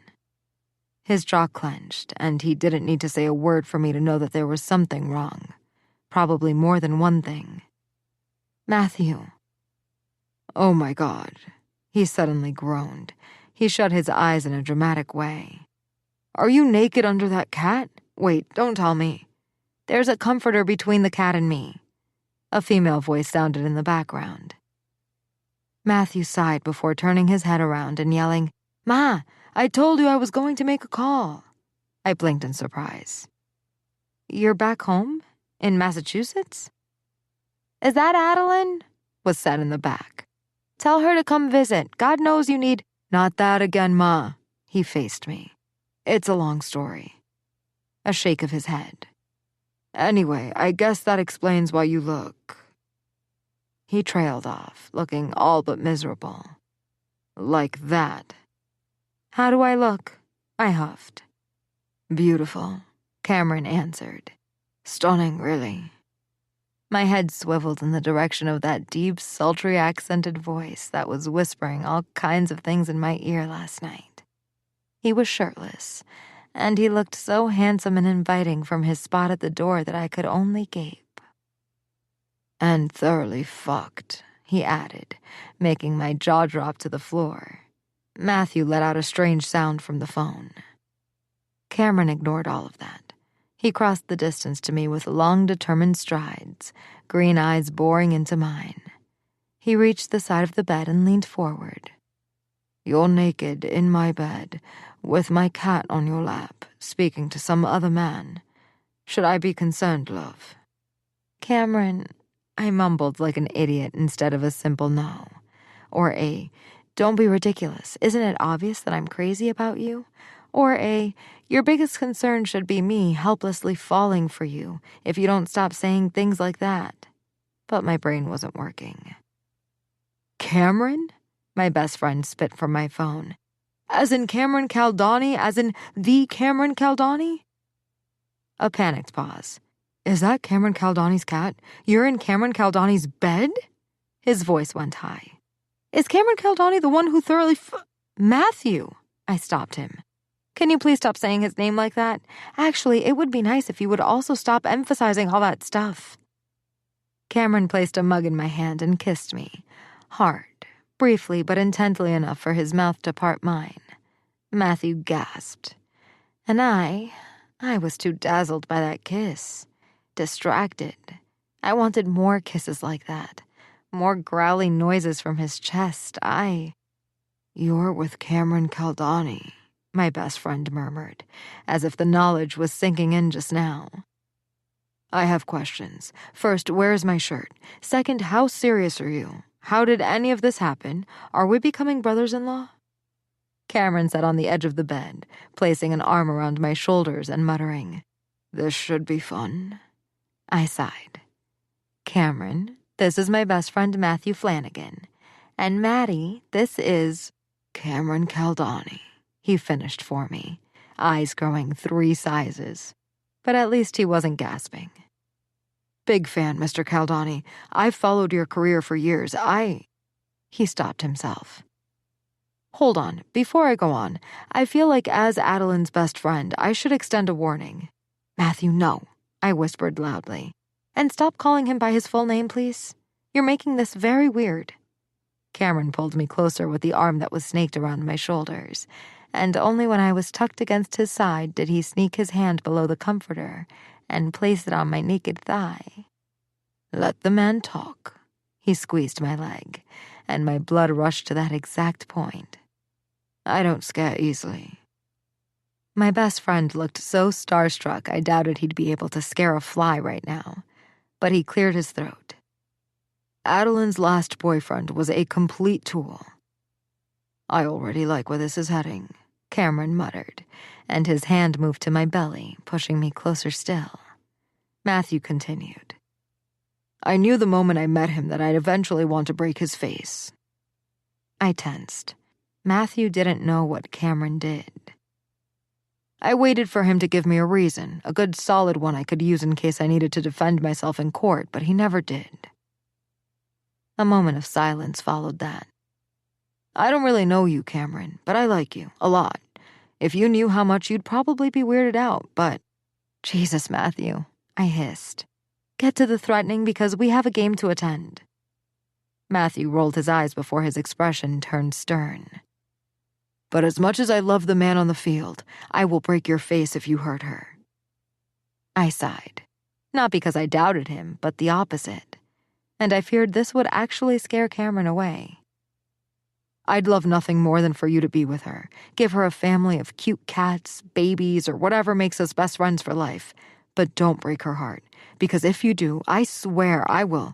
I won't, Cameron stated, firmly, no hesitation. And she's the one with the power and choice to do all those things, not me. I'm just waiting for her to let me. My heart tripped. My soul might have left my body for all I knew. I was going to faint or throw up. I really was. What in the world was going on? Why were they talking about families of cats and babies, and why was Cameron talking like I just needed to sign on the dotted line to get it? We hadn't even talked about what this meant. The future. I was leaving Green Oak. Soon after this game, if I had to guess, and he'd just bought this lodge. I'm just waiting for her to let me. Now my heart was doing pirouettes. We needed to talk. Not about cats or babies because that was ridiculous, but about whatever came after this. After now. All right, Matthew said, clapping his hands and bringing me back. Now that that's out of the way, can I ask you a few questions, Mr. Caldani? The man beside me flinched, and yet he said, Sure. No, I interjected with a firm tone, finally returning to myself. No questions, no journalist shenanigans, turn it off. My best friend's mouth hung open for a moment, his brows in a frown. But I said no, I repeated, hearing one too many emotions in my voice. Cameron only said yes because you're my friend, but the truth is that his personal life is none of your or anybody's business. He'll talk when he decides to talk, and if that never happens, then that's okay. Matthew recovered quickly, just like he always did. God, I felt like a jerk, but I'd already hurt Cameron by threatening to expose him. And even if that felt like an eternity ago, I shook with guilt even thinking of putting him in that situation again. I'm sorry, Matthew said. And I knew he meant it. His eyes turned in Cameron's direction. I think she might keep you, man. Adeline never goes all Rottweiler on me. Except for that time I dragged her to St. Patrick's. Matthew, please, I groaned. You promised me not to ever talk about that again. All right, my best friend said. I really need to go now. His tone turned somber. Addie, he said, and I realized I wasn't bothered by that anymore. There's something you need to see. That was why I was calling you. It's in your email. He looked over at the man beside me again. Take care of her, will you? She'll push through anything, but sometimes it's good not to do it alone. Something sounded in the background, behind Matthew's chair, but before I could discern any of it or even process the meaning of what he just said, the call was over. Cameron took the mug from my hand. "Hey, I'm not done with—" I started, but Cameron's mouth was on mine, his hands on my waist, and my back was hitting the bed. He came over me, and an immediate sense of rightness, of safety and excitement and warmth fell over me, enveloping me and making my mind stop. Willow mewed somewhere far away, as if she'd run from the room, and Cameron bit my lip again, demanding all my attention back. "You beautiful, fierce girl," he said against my lips, his hips settling between mine. "Protecting me like that. That mouth trailed down my neck. It's gotten me rock hard." My hands moved to his head, my fingers slipping into his hair, hardly resisting the feel of his mouth as it continued down. "I thought you—" Cameron nipped at my nipple and I arched my back. "I think—" His tongue trailed down to my belly. "I think—" He placed a hard kiss on my hip. "I think we—" His head lifted, his gaze meeting mine. "What do you think we should do, love?" My chest heaved up and down, need surging through me and making it difficult to think. "Talk. I think we should talk." I waited for his reaction, almost afraid of him possibly brushing it off or walking away. But Cameron's lips twitched, bending upward and giving shape to that blinding smile. "We'll talk then." He placed one more kiss on my belly, then climbed up and pushed his lips to my jaw. My eyelids fluttered closed, and when they reopened, he was standing at the side of the bed, looking down at me as I laid sprawled in the comforter. Still. "We have a few hours until the game. I left breakfast in the kitchen for you. Fresh coffee, too. I'll jump in the shower to take care of this." He gripped himself through his sleeping pants. I swallowed. "It's an open invitation for you to join. Either way, we'll talk before leaving the house." In awe, I watched him pull something out of the pocket of his sweatpants. Then he leaned forward and slipped it over my head. I looked down, finding his signet ring hanging on a chain. "For good luck," he said, "so you don't forget just how superstitious I am." And with that, he turned around and left me right where I was. Jesus, was this my life now? Being invited by beautiful, gruff men to have shower sex and wearing their family heirlooms around my neck? "It's an open invitation for you to join." I sprung up. The heels of my feet hit the floor so hard I probably left a mark. We were going to talk either way. He'd said so himself. So we could have a few orgasms first, couldn't we? Cameron was giving me the choice, just like he always did. He'd known there was something on my mind and offered me an in and an out. He'd made sure either way I knew he'd be there. Stroking himself. I started for the bathroom, but then my phone pinged again. Almost instinctively, I had a glimpse at the notification. It was Matthew's email. There had been something about him, something about what he'd said that had left me unsettled. There was something up with Matthew, and the answer might be in that email. I picked up the phone, unlocked it, opened my inbox, and tapped on the mail. Chapter 34. Adeline. It was Cameron's voice that returned me back to Earth. "Adeline." I blinked, the screen of my phone now black.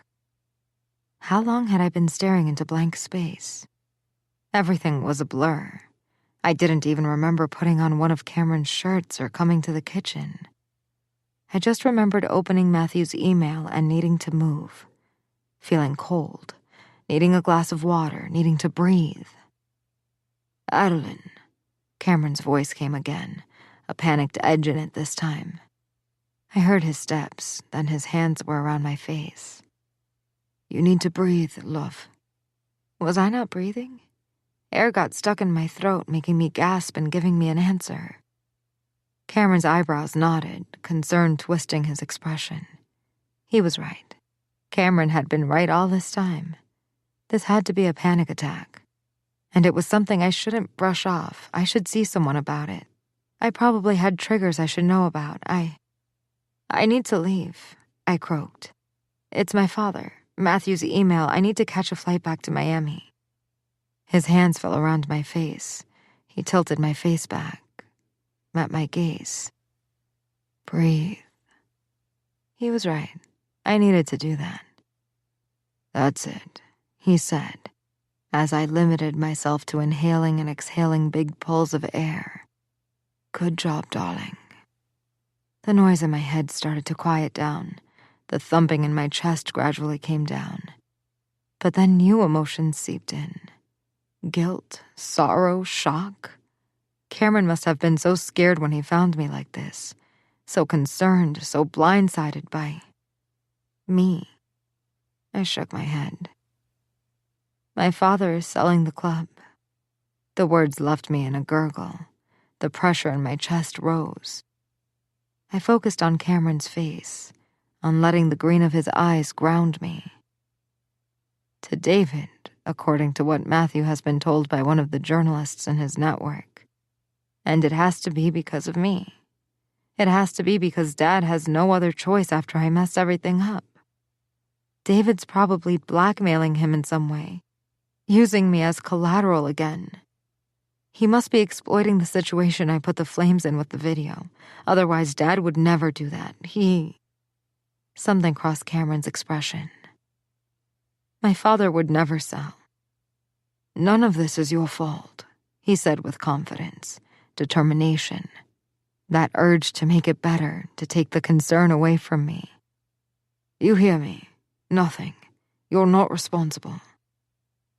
Those words brought relief, but why wasn't he more shocked? What had that emotion flashing through his face been? Adeline, he said, slowly, carefully.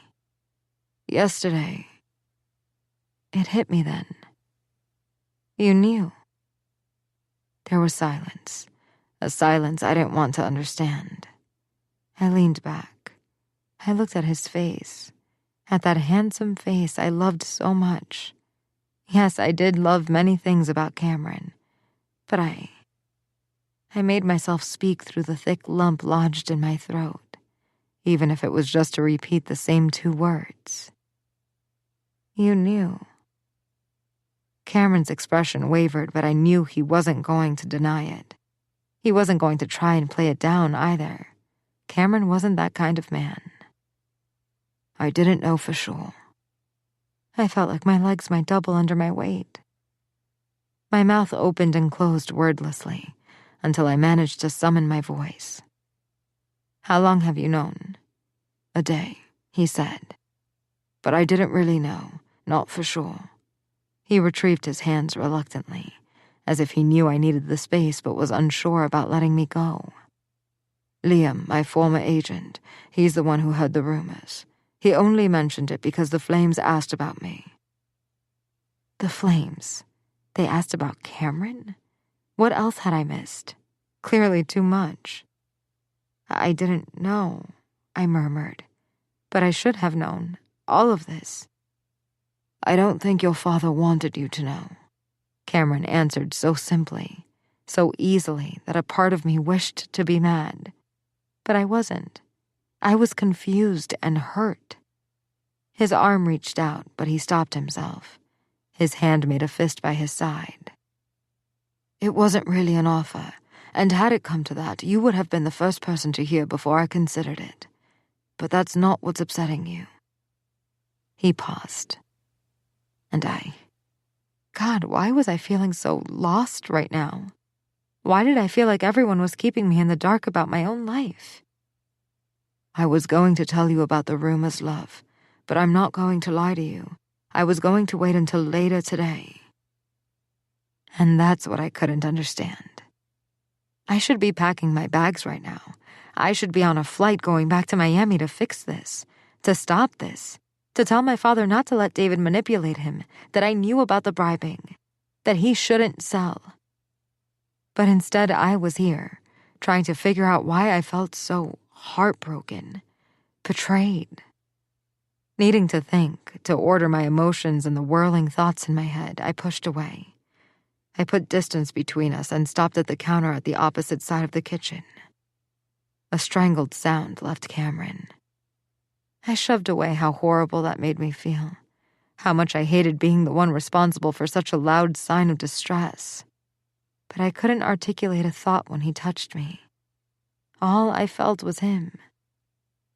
You knew what David was doing, I told him, trying to understand. You know how I feel about the club, too. I shook my head. And you were letting me stay here in this fantasy world, playing games. I ignored the hurt in my chest at hearing my own words. God knows what David must have done to make my father consider a transfer. This is all my fault. Cameron stepped in my direction, his mouth opened. I held up a hand. Don't make excuses for me or what I've done. Not now, please. I brought my hands to my temples, closed my eyes for an instant. God, what was I doing? I should be packing, not playing house with you. His jaw clenched so tight I could barely see his lips. This was never a game. He took one step forward, and I moved back, the bottom of my spine hitting the counter behind. I was not goddamn playing, Adeline, and you told me yourself you understood that, last night. But you kept me in the dark, I told him in a low, quiet voice I didn't like. Cameron's mouth parted, but no words came out. Just like them, even if it was only for a day, I shook my head. You know, all I've ever wanted was to be seen, to leave a mark, to earn his approval and prove to everyone that I could be just like my father. My own words echoed in my ears, as if I was hearing them out loud from my own mouth for the first time. And now it's possible that I'm too late and I can't do anything to fix any of this. My voice broke and I had to clear my throat before continuing. I really wish you were right. I really wish this whole thing wasn't a game, but life is one. And no matter how much I try, I seem to always lose. I closed my eyes, my head too fuzzy, my thoughts meshing and mixing about. My being here was always meant to be temporary anyway. Don't, Cameron said. My throat felt tight, a spot between my chest and stomach turning too tender, too weak. I need to go. I should have been on a flight by now. I need to fix this before it's too late. Cameron stepped in my direction, so carefully, so slowly that I wasn't even sure he'd moved. Adeline, no. My head gave one brisk shake. I didn't want to hear him excusing me or taking my side. I didn't want to hear him saying that this wasn't a game again. You should have told me the moment you heard, even if it was just rumors. Maybe I should have. His whole face tightened up, as if he wanted to shut down but couldn't.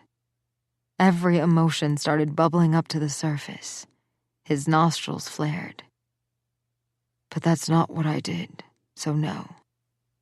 I blinked, taken aback by the blunt admission. No, he repeated firmly. I did what I did, and as much as I hate that you found out like this, I don't regret taking the decision not to tell you until I was sure of that really happening. You know why? Because I goddamn refused to let them take something else away from you. That tender spot in my chest spread, growing larger, making me so vulnerable I was now terrified of his next words. His barely controlled demeanor broke. I meant it when I said that I see you. He dropped his arm. I fucking see you, and I see what your father has done to you, and what David has done too. The green in his eyes swirled with frustration. His mouth pursed, so close to a snarl. For all I know, this could be that fucking crook spreading word to purposely hurt you. I needed to be sure that wasn't the case. My eyes widened at the possibility of David being behind this, behind the information that had been in Matthew's email. Cameron continued, voice softening. I am a selfish man, Adeline, and I wanted you to have this. I didn't want them, to ruin today for you. This one thing you worked so fucking hard for. I couldn't care less about the Little League, but I was bloody winning this for you. I wanted you to go to the game and be fucking ecstatic, not a worry in your mind. Smile and laugh the way you so rarely do. Have a good time with me and the girls and collect the joy you deserve. The goddamn love you don't need to earn. That's what my selfishness makes me do. The tips of my fingers started to feel funny, numb and tingly all at once. Don't tell me to smile more, or worry less. I clasped my hands together, scared they'd start shaking, and the odd sensation spread out and up my arms. I am who I am. I know, love. His voice wavered. I don't want to change you. I wouldn't change a single thing about you, as much as sometimes you drive me absolutely insane. He shook his head as if lost for an instant. You are who you are, and I love that. Let those goddamn smiles be rare as long as they're mine. You are who you are, and I love that. Let those goddamn smiles be rare as long as they're mine. Mine. My heart dropped to my feet, and God, that stupid hole that had opened in the middle of me pulsed, pounded with need, demanding to be filled. The words barely made it out of me when I spoke. That's beside the point. I regretted my words almost immediately. It wasn't beside the point. What he'd said, it had been everything. Every single thing. Cameron's gaze didn't falter. That's all right. He took a step forward. I'll be your punching bag. Another step. I'll be whatever you need me to be. I'll jump on a flight and hold your hand. I'll help you break something with your bare hands. Fuck, I'll just stand there and watch. He reached me and my whole body reacted to him, to his closeness, to his words. Anything you need. You want to go now? We'll go. You are who you are, and I love that. I don't need you to protect me, I told him, and I wished I believed my own words. I wished I wasn't feeling like all I wanted was to jump into his arms. But that only made me the same woman who'd lost control of her life that day. The same woman who couldn't keep a hold of her emotions. This is why you didn't tell me. You don't trust that I can handle things on my own. And I might deserve that after what happened with Sparkles and every time you've seen me lose control. But I've been handling things on my own my whole life, Cameron, and I've been fine. Don't you think I know? He huffed. And that's when I knew he was breaking. Cameron was breaking down. I know you don't need me or anyone else. I know you're more than okay on your own. Jesus, Adeline, that's what pushes me to want to guard you like a goddamn dog. His hand cupped my face then, and God, it felt so right. His touch so comforting, so warm in that way that made me feel so alive. I closed my eyes. His voice softened. You're so strong, so fiercely independent, that I want to keep you happy and safe before you have to. He caressed my jaw, and only then I realized my teeth were clattering with restraint. I trust you. Not even once have I doubted you're capable of withstanding a single thing that life throws at you. But that doesn't mean I don't want to stop anything from ever hurting you again. My heart pounded recklessly in my chest, reverberating in my temples and head. I closed my eyes, making the effort to pull oxygen into my lungs, in through my mouth, out through my nose. That's what pushes me to want to guard you like a goddamn dog.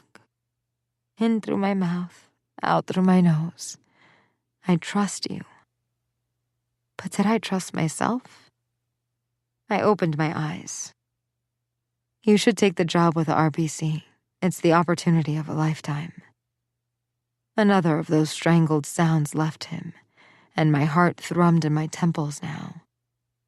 Take back the words, a voice in my head begged. Take them back. Ask him to go to Miami with you today. Don't do this alone when you don't have to. No, Cameron said, stated, firmly, not even a trace of doubt in his voice. Stubborn, hard-headed man. His perseverance only made me want to scream, cry, be in his arms. It was never up for consideration, but now it's not even an option that would ever cross my mind. I'm not leaving. My heart pounded so hard, so loud that when I said, "Why?" I didn't think I heard the word. Why wouldn't you take it? England is your home. Cameron's jaw tightened. His hand dropped. Don't. He shook his head. Don't make me say the words out loud. Not now. Not right before you try to push me away. The words? What words? The ones that were trying to barge right out of me? I guessed it didn't matter. It didn't matter whatever he thought was being left unsaid. Because as much as I understood why he'd kept this from me, we no longer belonged to the world where 9-year-olds played soccer, where we attended fall fests and shared a cabin. It was time for me to go back to where I did belong.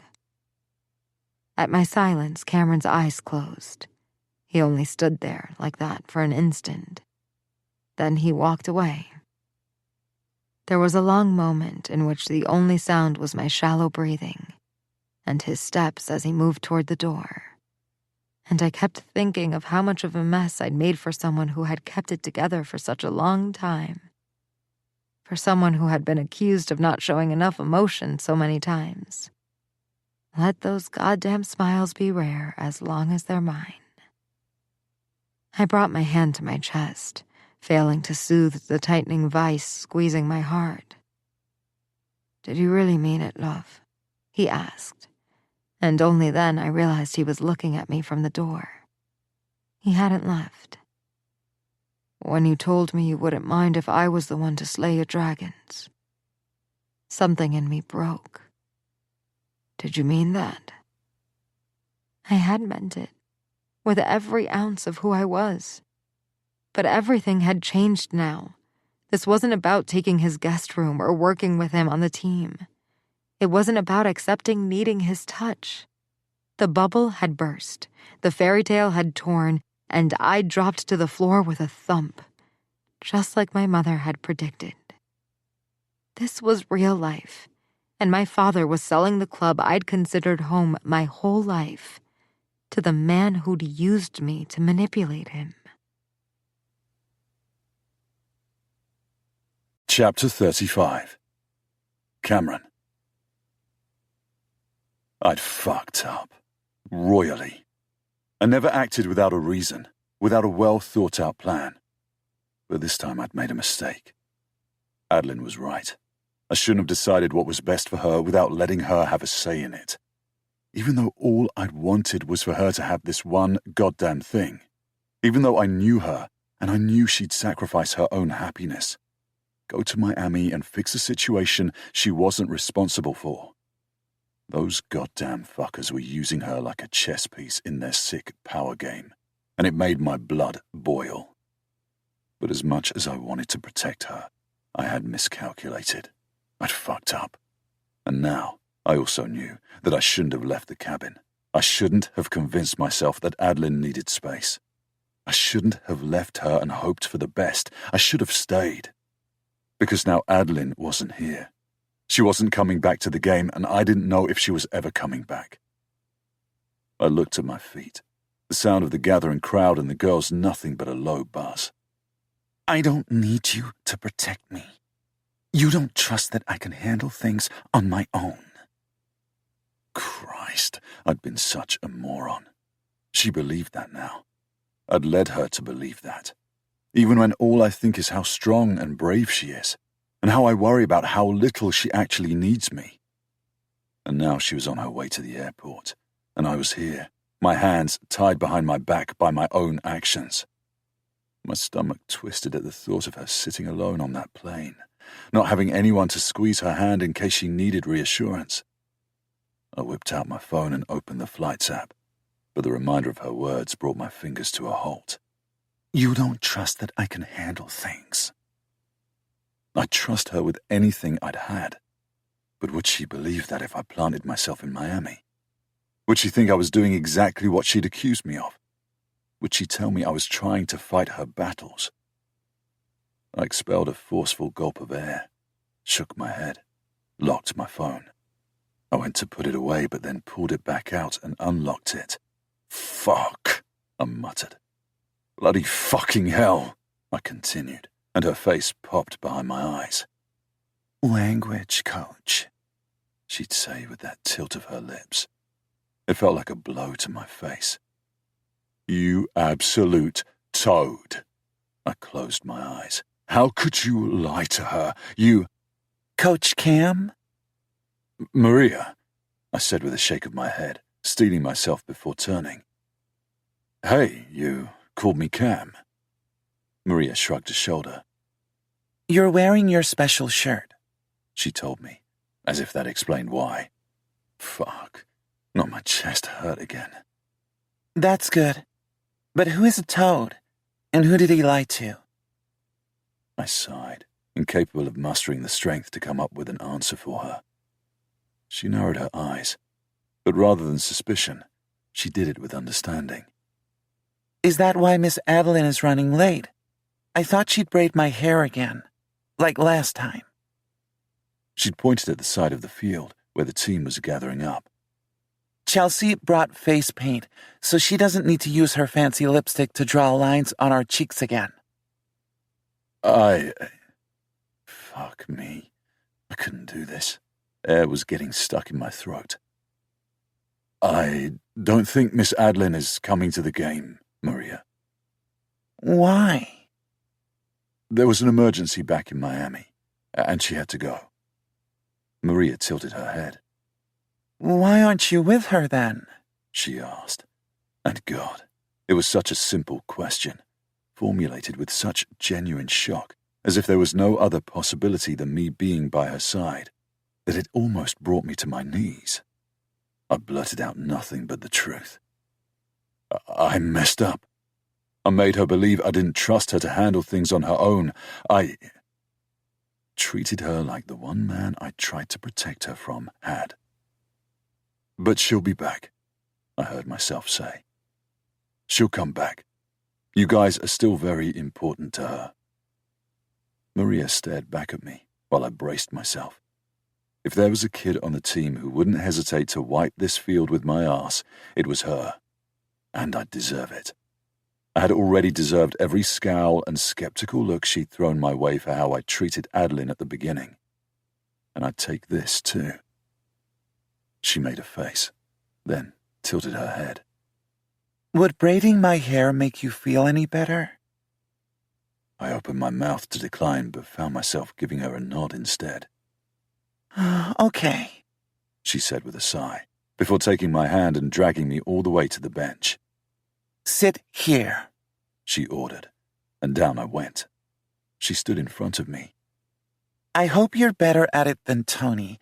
His braids really suck. I looked at the back of her messy head of hair, welcoming the sense of purpose, even if for a few minutes, and got to work. Have you had many girlfriends, Coach Cam? I frowned, caught off guard by her question. No, I haven't had a girlfriend for a while, no. She sighed, and that sigh should have told me enough. Do you love Miss Adeline? My hands froze in the air, and I swore my heart came to a halt. Yes, I rasped out, resuming the random twirling and weaving of hair. Have you told her? I cleared my throat to speak. No. Maria huffed. Then how is she supposed to come back? Now my goddamn heart was breaking all over again. How will she know where to follow her heart? My eyes closed. That's part of the problem, I'm afraid. Love is never part of the problem. Maria answered. And Christ, why did words spoken by a 9-year-old hit me so hard? It's a little more complex than that, sweetheart. But I've seen the face she makes at you when you touch her. My fingers faltered for an instant. And what face is that? The same face Brandy makes when she realizes I'm the one petting her, she said, and I bit back a chuckle. But then the kid continued. Like she can finally be at ease. Like she was scared, but now she's okay, because with me, she's always safe. You make me feel like I've never felt with anyone before, Cameron. You make me want things I never wanted. Adeline's voice seemed to take shape in my head, eclipsing the pounding in my chest. Oblivious to how much of an effect her words were having on me, Maria continued. You told us that life is hard. You said that a loss is only the end of one game, that we should stand up and chase the prize. Losing a game is just tripping. It makes you tough as long as you stand up. I did. I had told the kids that, and I'd been sure my words had crushed them. And now they were being thrown back at my face, crushing me. Maria handed me an elastic over her shoulder. Is Miss Adeline your prize? No, my throat worked. She's not a prize to be won. I took the elastic from her. She's not a game. She's more than something you win. She's more than a loss. She's everything that's worth playing for. She's everything in between. See, she said with that nonchalance only kids had. Love is never the problem. Love is easy, like in the movies. We're the ones who make it complicated. That's why I'll forgive her for missing the game. I finished tightening the elastic. But if she really is your everything, and she's dealing with something important, then shouldn't you be with her? Even if you messed up. What if she needs a sub to play in her place? She might not like you right now, but that doesn't mean she doesn't want you there. Before I could even utter a word, she turned around. Her brown eyes inspected me, and I just blinked at her in disbelief, thinking about what she'd said, thinking how much sense she made, how easy it seemed when she put it like that. Can I have your phone? Maria asked. I handed it to her, my head still whirling. Maria looked at herself in what I assumed was the camera of the device. She sighed. Coach Cam, she called, and my gaze refocused on her. Your braids suck. She handed back my phone, and I blinked at the kid. Will you ask her to teach you? Like the hopeless and foolish man I was, I whispered, When? And Maria pursed her lips, as if the answer was the most obvious thing in the world. When you get her back. Chapter 36. Adeline. I hated myself for the words that were about to come out of my mouth. I really did. Do you want to keep your job? I squeaked, feeling even worse than I thought. Do you even know who I am? Yes, the guy blinked. And your access has been revoked, Miss Reyes. I can't let you through. So he knew. This bastard. This bastard. That was exactly what Cameron would have said. I'd even heard the words uttered by his voice in my head. If he was here, he would... No. I let out a bitter laugh that soon morphed into something that sounded a lot like the start of a sob. I'd been doing that a lot today. Almost sobbing, almost breaking, almost calling Cameron, almost texting Josie to beg her to apologize to the girls for me, almost letting myself feel like I was making a mistake. The stoic man in front of me frowned. Listen, I said slowly, squaring my shoulders, lifting my chin. I know it's late, and it's clear you're just doing your job here. I applaud and thank you for that. But this is an emergency, and I know my father is here. He's always here, and his driver is right outside. I looked at him straight in the eye, begging, pleading. You need to let me through. He hesitated, looked around, but then he shook his head. I'm not going to be able to do that, Miss Reyes. I closed my eyes, refusing to break in front of this man. I couldn't believe I wasn't being led into the place I'd worked my entire adult life. I couldn't believe I couldn't go into the place I had hoped for so long to own one day. I couldn't believe my father hadn't answered his phone any of the times I'd called, not even once. Boss? My eyelids lifted, seeing a face I wasn't expecting to be here at this time. I can't believe it's you, Kelly continued, her heels clicking in my direction. Whoa, what's with the glow-up? You're slaying the runway, boss, and the hair. Oh my God, your hair is all wild and beautiful. For an instant, I looked down, taking in my jeans, boots, and overall practical wear. Then I shook my head. Kelly, I said, my eyes finding hers with enough gravity to make her blink. Can you please let... Billy, the man said when I looked at him. Ellis. Kelly looked over at him. Really? Billy sighed. I'm 15 years her senior, ma'am, and the resemblance to her name is purely coincidental. That's hilarious, Kelly murmured, inspecting him and not even cracking a smile. Are you new here? Billy's mouth bobbed, clearly surprised. You're cute. What's your handle? Not really Billy Ellis or something like that? She whipped out her phone. Kelly, I called, my voice desperate and tired and hopeless if I had to pick. Can you explain to Mr. Ellis that I need to get through so I can deal with that emergency we talked about on the phone? She blinked at me. He seems to believe that my access has been revoked, but I very clearly remember being asked by my father to come here. Today. I made a face at her. You remember, right? My former assistant started nodding slowly. Oh, right. Yes. Her head turned around, searching the empty hall before returning her attention to us. The emergency, she said more confidently. Billy, do you want to be the guy who didn't let the big boss's daughter in during the... She lifted her hands, slicing the air. Majorest crisis of the year? Billy frowned, but some pink spread across his cheeks. Exactly, Kelly agreed. That's not a great look, is it? Billy shook his head. Great. Now open the barrier so she can save the day. She placed a hand on her hip. Unless you think a woman can't be the hero. Is that what we're dealing with here? What? His eyes widened. No, I am a feminist. She gave him a grin. Barrier, please. It took him a few seconds and a curse, but the glass gate that granted access to the office area opened up. I sprinted through the hallway in the direction of my father's office, hearing Kelly's heels following behind. Boss? She called, and when I didn't turn or stop, she sped up. Whoa, you run fast in those things. I did. I might be starting to love my boots. I'm so sorry I kinda cold-shouldered you, but I really had no choice. That's okay, Kelly, I assured her, turning a corner.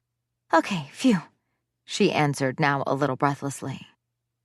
Now that that's out of the way, there's something you should know before... I know, I interjected, speeding up. And I'm going to stop this some way or another. But boss, I reached the door, vaguely aware of Kelly setting a hand on my shoulder and saying something, but I was not wasting a second more. I'd let this go on long enough. I was taking back control and putting a stop to David's manipulation. I was telling my father I knew everything and stopping the transaction. I threw open the door. Two heads turned in my direction. Adeline, my father said in a shockingly calm and cold voice that made me pause. I opened my mouth to say something, any of the things that I'd rehearsed in my head, but all I could think of was, what's David holding in his hands? Because that couldn't be. Hey, sweet tea, David said with a smile I couldn't believe I'd ever found anything but a sneer. Oh, wait, do they drink sweet tea over there? His eyes trailed up and down my body, a shiver crawling down my arms. Well, that's definitely a surprise. Why are you dressed like some lumberjack bimbo? I heard Kelly scoff behind me. My father rolled his eyes and said, "David," as if this man hadn't just disrespected me and that single warning was enough. Why did that suddenly irk me so much? That disregard for what was said to me in front of him. That lazy way in which he trusted that I could handle myself. I could, but shouldn't he be doing more than that? David shrugged. "My apologies. Hey, I have a surprise for you." He lifted what he'd been holding. "Cool, huh?" My throat dried. It was one of the Miami Flames jerseys. I recognized it, except for the sponsor printed at the front. That was new. It was the logo of the energy drink, the one with my face. My jaw fell to the floor. Focus, Adeline. I turned my attention to my father. "I know." Something faltered in his expression. My heart thrummed in my ears. "I know everything, Dad, so you can stop this." "David," he immediately said, "give us a minute." He started to complain, but my father held up a hand. "Alone. This is not your office yet." Yet. David's eyes found mine as he walked toward me, and when he passed me, he winked. It made my skin crawl. The door closed behind me, and only then did I allow myself to move forward, closing the distance to the now vacant chair across from my father's desk. I'd sat there not that long ago. Only now it seemed like it had been a lifetime ago. Cameron's green eyes popped in my head, and I felt my knees falter. An overwhelming sensation filling up my chest. "I wish he was here," my head seemed to chant. Not holding my hand, but ready, close enough to hold it if I needed it to be held. As if trying to appease the hollowness, I patted my chest, finding something under my shirt. Cameron's ring. It was still there, hanging from the chain he'd fastened around my neck this morning. "I hid all of this to protect you," my father said, bringing me back. I swallowed hard, thinking of the last man who'd told me something similar. But it somehow felt different. It had a different effect. A part of me seemed hesitant to believe Dad. "I don't need you to protect me. I'm not a child. I could have taken the truth." My father sighed, and it was a curt, quick sound that managed to carry so much. "That's exactly what your mother told me." He shook his head. "You look a lot like her today." "I do?" He gave me a nod. "I never wanted it to happen this way," my father continued, looking down at the desk. "All this time, it's always been my one regret. What kept me from your mother and you." He shook his head. "Looks like I seem to repeat my mistakes. Do you resent me, Adeline? Does she resent me as well?" I opened my mouth, but something stopped me from speaking. She? Mom? Why would she resent you for this? My father's brows met in question. He wasn't talking about Mom. "Who are you referring to?" I asked. And because there was something at the back of my head, something that started to buzz, I added, "Who should resent you, Dad?" Andrew Underwood seemed so openly confused for a second that when he answered, it was nothing but a rasp. "Josephine." My heart stopped for an instant. Josephine. But it couldn't. What has Josie to do with selling the club? He paled. My knees faltered then.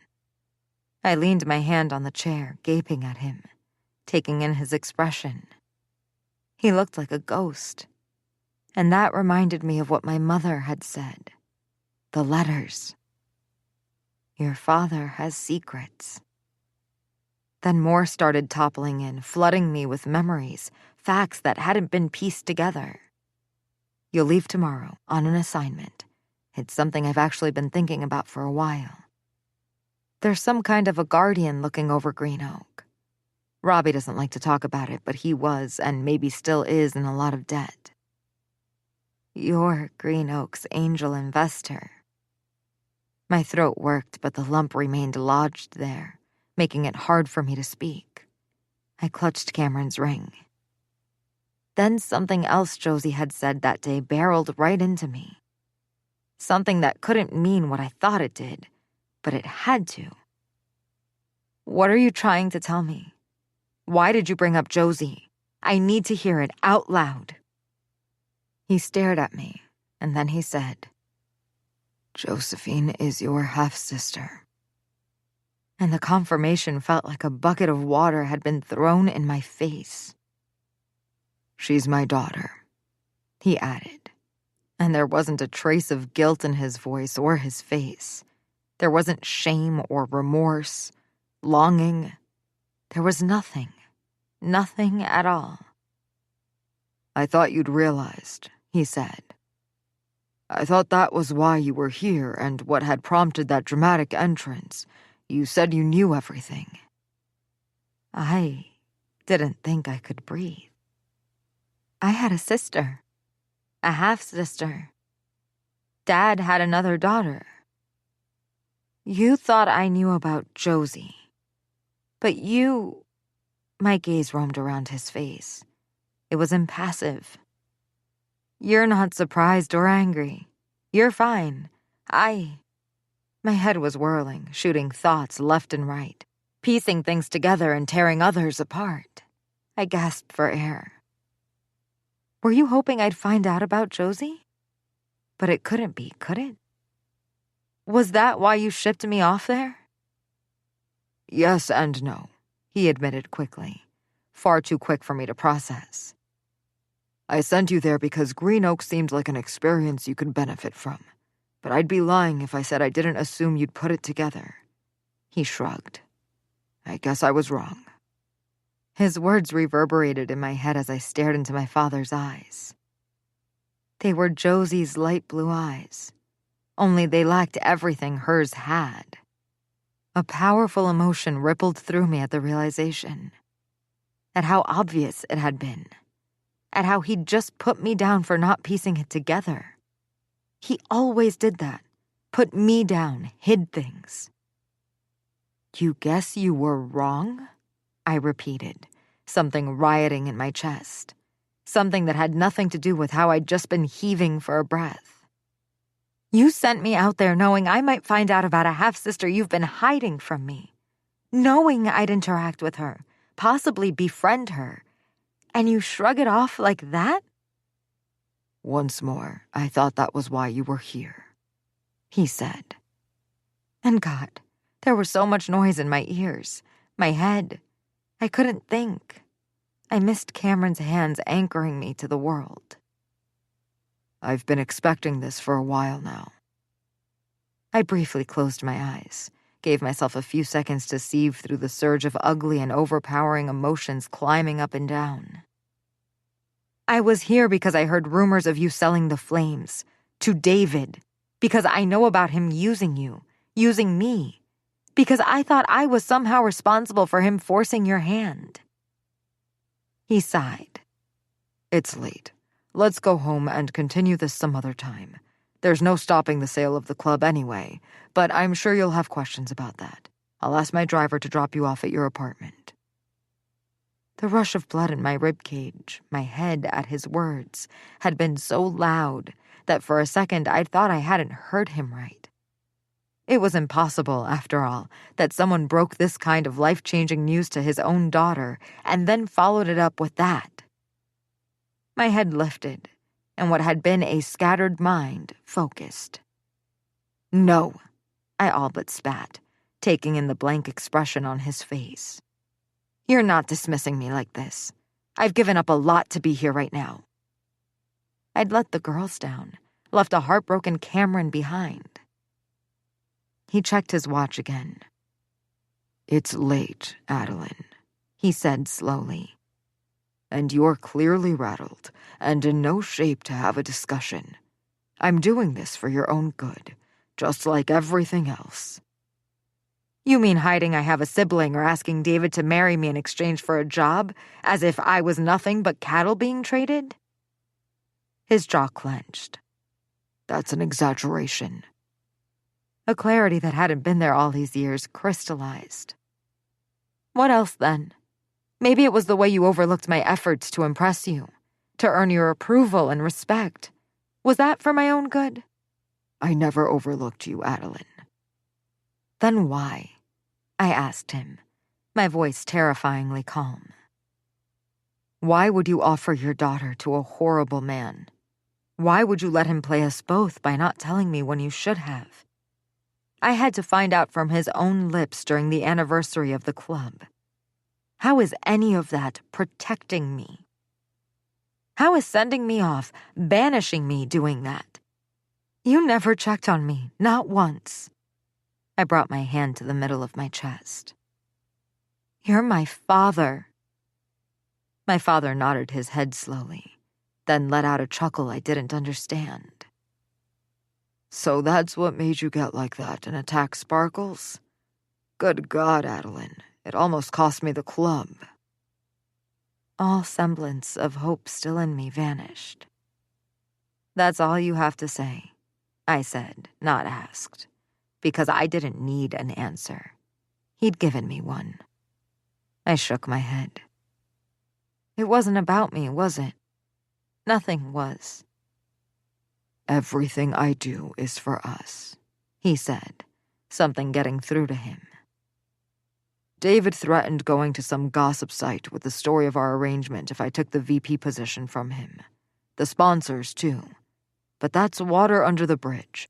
Honestly, I thought you had a little more self-respect than letting this bother you. So Dad had never been protecting our relationship. Or me. He'd only protected himself. His name. And that broke my heart. It had been tearing all throughout this conversation, I realized. But it completely shattered now.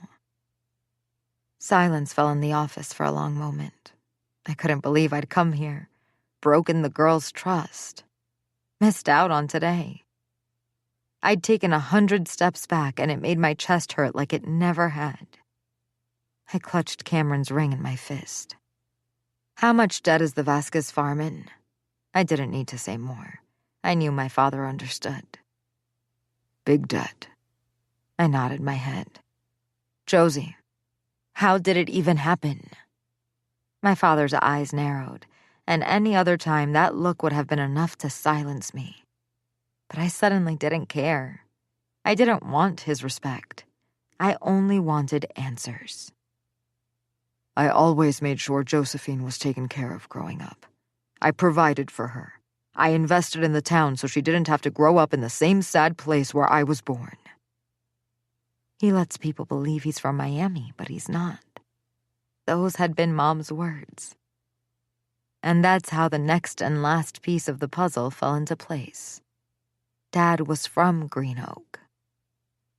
That was never my place, he stated, as if it was some card he could play, as if that was meant to justify everything he'd said or done. I was always meant for greater things. That's why I packed my bags the moment I could, leaving nothing and no one behind. I only returned once, shortly before meeting your mother. He sighed. But it never meant anything. It was just a careless night that I've been paying for all my life. Eyes that were nothing like Josie's looked at me. I'm not proud of it, but I don't regret my decisions. You're not proud of it, I repeated his words. A sad, hopeless huff left me. You talk about a smart, beautiful, hard-working woman like she's some bad investment you don't want to think about. I shook my head, suddenly needing to move. I braced both hands on the back of the chair in front of me, looked down before meeting his gaze. Did you ever intend for me to take over? His shoulders sunk with what I knew was rebuff. You could have any role within our portfolio. Real estate, infrastructure companies, even one of the resorts we own. Have your pick, but not the club. I'm selling the Miami Flames to David and his father. He walked around his desk. It's decided. I remained quiet. He was not getting it. Dad wasn't getting any of this. You'll move past your infatuation with the club. His hand smoothed out the lapels of his jacket. It was dying a slow death anyway. It has been for a decade now. So be happy we'll make a profit thanks to your little impromptu breakdown in that sponsor deal David has in line. Thanks to me or at my expense, I wanted to ask. But it didn't matter. It didn't matter that my father was allowing that energy drink to sponsor the team or taking their money. Nothing really mattered. This had never been about legacy or infatuation. Not even money. Sell the goddamn club, I heard myself say. My father winced back. This was never about me, or the flames. It was about you. My hand flew to my chest again, clutching Cameron's ring. I knew what being shielded, cared for, protected was. Cameron had claimed to be selfish, but I saw now how wrong he'd been. He'd done all of that selflessly, for me, with my best interest at heart, even if he'd made a mistake. It's on you if you don't want to understand. I turned around, making my way to the exit. Adeline, my father warned. I didn't stop. You have 24 hours to tell Mom and Josie, I said, not looking back. I'm giving you the chance not to make the same mistake you did with me.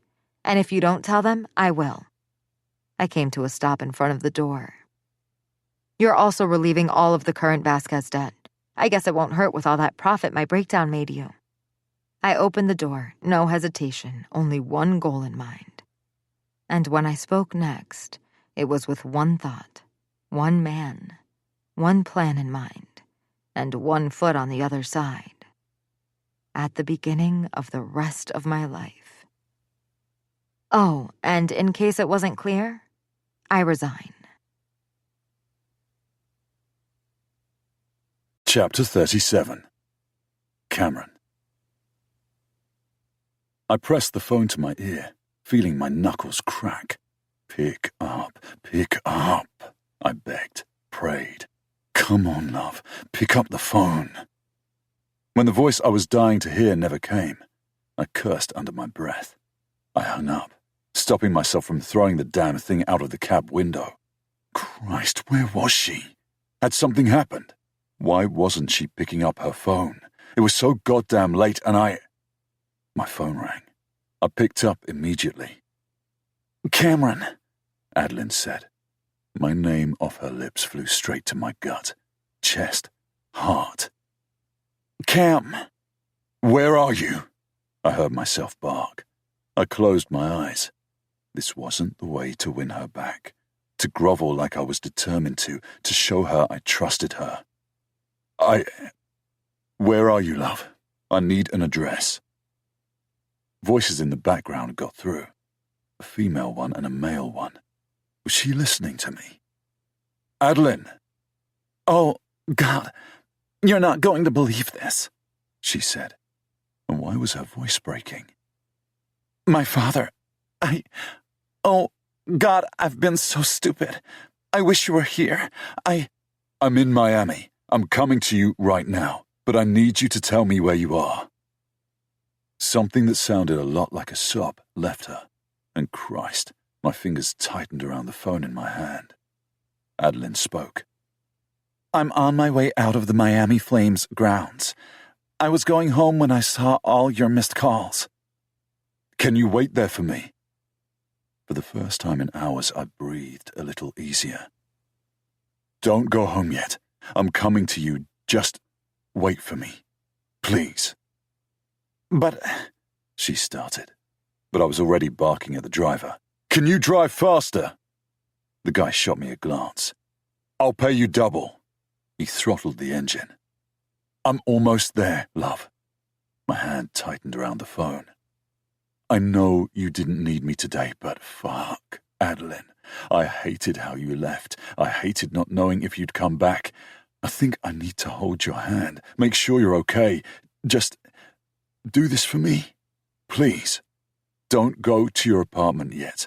I have 100 apologies I need to say. Cameron, she said again. and my heart seemed to skip 1, 2, 5 beats. I didn't mean my apartment. I meant Green Oak. A strangled sound came from the beautiful and smart woman on the other side, and I thought I stopped breathing. I meant you.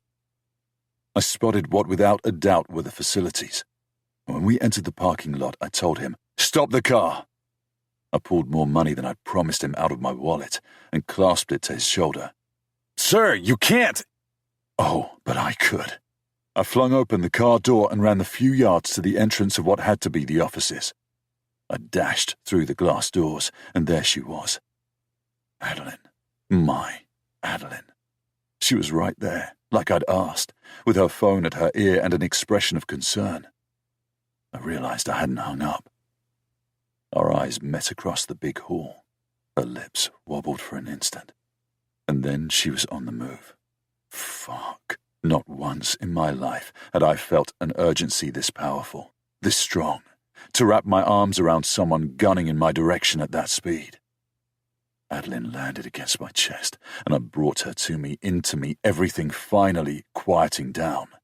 The riot clattering in my head, the storm of emotion that had been gathering in my chest, the world. Nothing around me mattered except her.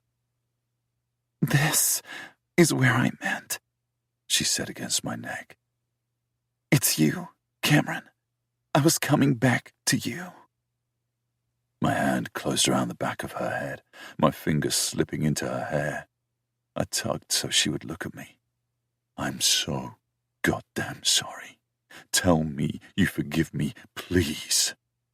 I needed to hear it. I needed to make sure.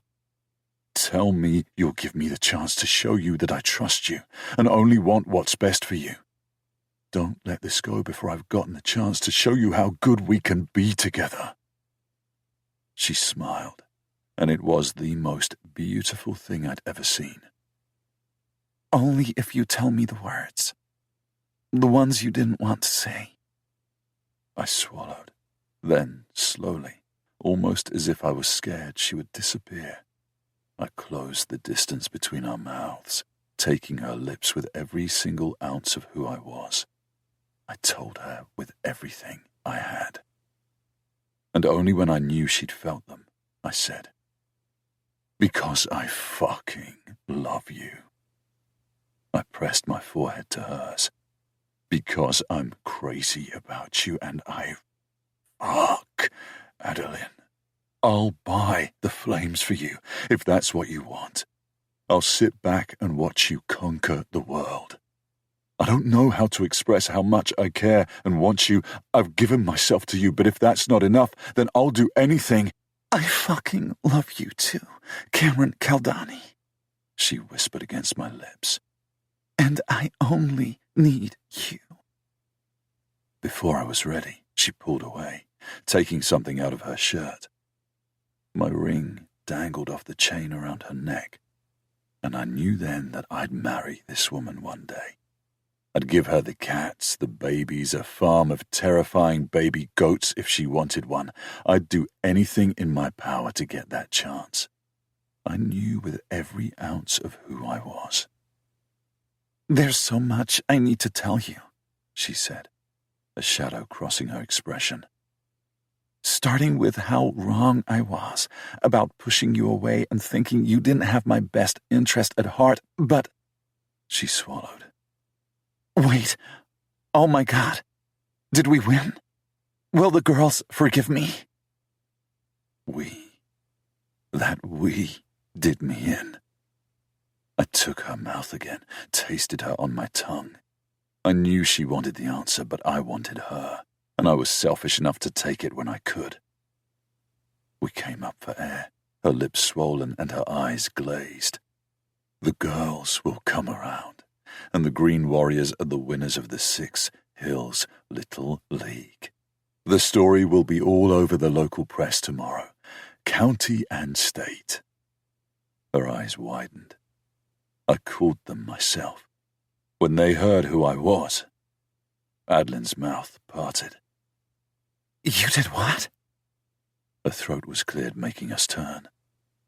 A woman was looking at us with a huge smile. Fuck. How long had she been there? Sorry to interrupt. That was fire, and I will surely be fantasizing about it more than I should probably admit. But Her eyes pointed to her right. A blond man was walking, sauntering, really, through a barrier, smirking at a wide-eyed security guy who was avoiding my gaze. Fuck, how many people had just watched me eat my woman's face? I guessed I didn't care. The man spotted us, and I felt Adeline tense. That was the only indication I needed to know who that was. I released the woman tucked into my chest and strode in his direction, ignoring the twin gasps of surprise behind me. "David?" I asked when I reached him. The wanker smiled. He smiled. "Hi!" I grabbed him by the collar, gave him a little tug. The guy went white as a sheet. I was being a Neanderthal. I knew it. This wasn't right, but I couldn't help myself. "Thank you," I told him, all gritted between my lips. "Somehow I have your stupidity to thank for changing my life." The man frowned, his lips bobbing like some fish I suddenly wanted to throw around. I felt a hand on my shoulder, the simple touch immediately settling me down. "I'm sorry, love," I told Adeline, who was now by my side. I turned my gaze on David and added, "You know I have a mean streak." David blinked. You're Cameron Caldani." He seemed to think about something. Then his eyes darted to one side. "Kelly, if you don't put that phone down, you're losing your job." oh, Kelly, as I just learned, answered. I quit. I overheard everything that went on in that office tonight, and you're a piece of shit. "What the fuck?" David started. I tightened my grip. "Language." David's lips thinned, and I smiled. I wasn't going to hit him. I wanted to, but I didn't think Adeline would see that as a gesture. Plus, The fingers on my shoulder squeezed. Hey, love, Adeline said. My eyes were on her in a heartbeat. "You calling me love?" I whispered. Now that's playing dirty. Almost as dirty as the things I was visualizing doing to her while she repeated that word over and over. Oh, I know, she admitted with a flush. But I don't want you getting in trouble for me. I hesitated, and her fingers trailed up, all the way to my neck. She flicked her fingers along my skin there, and fuck, this woman had me eating out of her palm. Please. I released David with a jerk of my arms. He stumbled backward, sputtering. "What is wrong with you?" He fumbled with his shirt, sending us a glance. "And since when are you two a thing?" That's none of your business, Adeline told him. And also, you're a dragon I can slay myself. Before I could even blink, Adeline threw her free arm out and landed a punch on David's jaw. He doubled over with a groan. "Okay." I grabbed Adeline by the waist, pulling her back just in case there was any more slaying planned. Unexpected, but deserved. David recovered, glancing back at us. "You're not getting away with this. She is," Kelly said from her spot. You think this is the only thing I have on video? Bitch, please. I recorded Adeline's conversation with her father, among many other things. She turned toward us. Shall we go now? Adeline nodded and turned around. I brought her to my side and walked off with her. My fucking warrior. I pressed a kiss to the top of her head. That was extremely arousing, but it's going to hurt tomorrow. Her lips pinched in pain. It already does, she murmured. I grabbed her hands in mine and inspected the one she'd thrown the hook with. Next time, I'll let you do the punching. I was pretty sure my whole body smiled. Next time, she shrugged. You know, if my experience with the Green Warriors is anything to go by, the youth club I'm starting could get me into some trouble I might need assistance getting out of. I came to a momentary halt. I was thinking rural North Carolina. Coaching director position is open if you're interested. I think the manager will try her best to make it worth your time. She let out a puff of air through her nose. What do you think? Interested?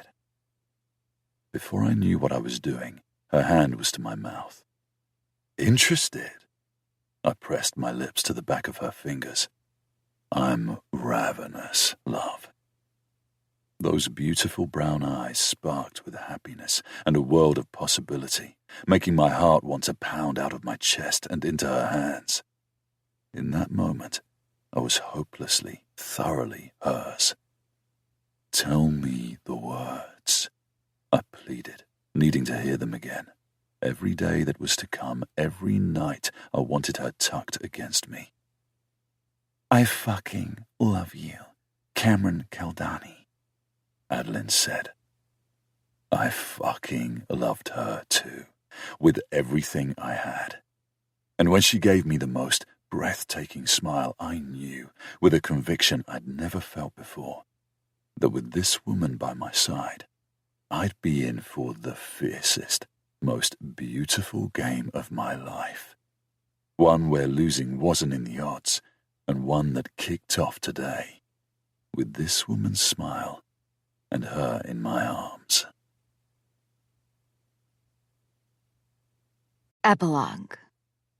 A little over a year later. Adeline. Go on, love.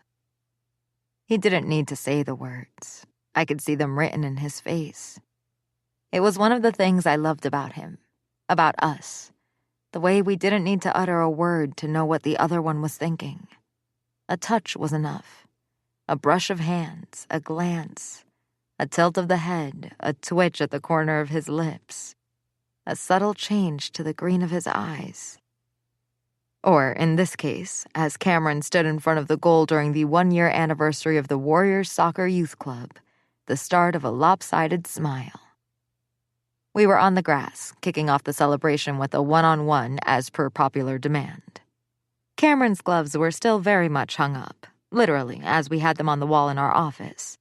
But in the last year, he had found his place on the sidelines, coaching our youngest female division and directing the coaches we'd recruited for the older ones.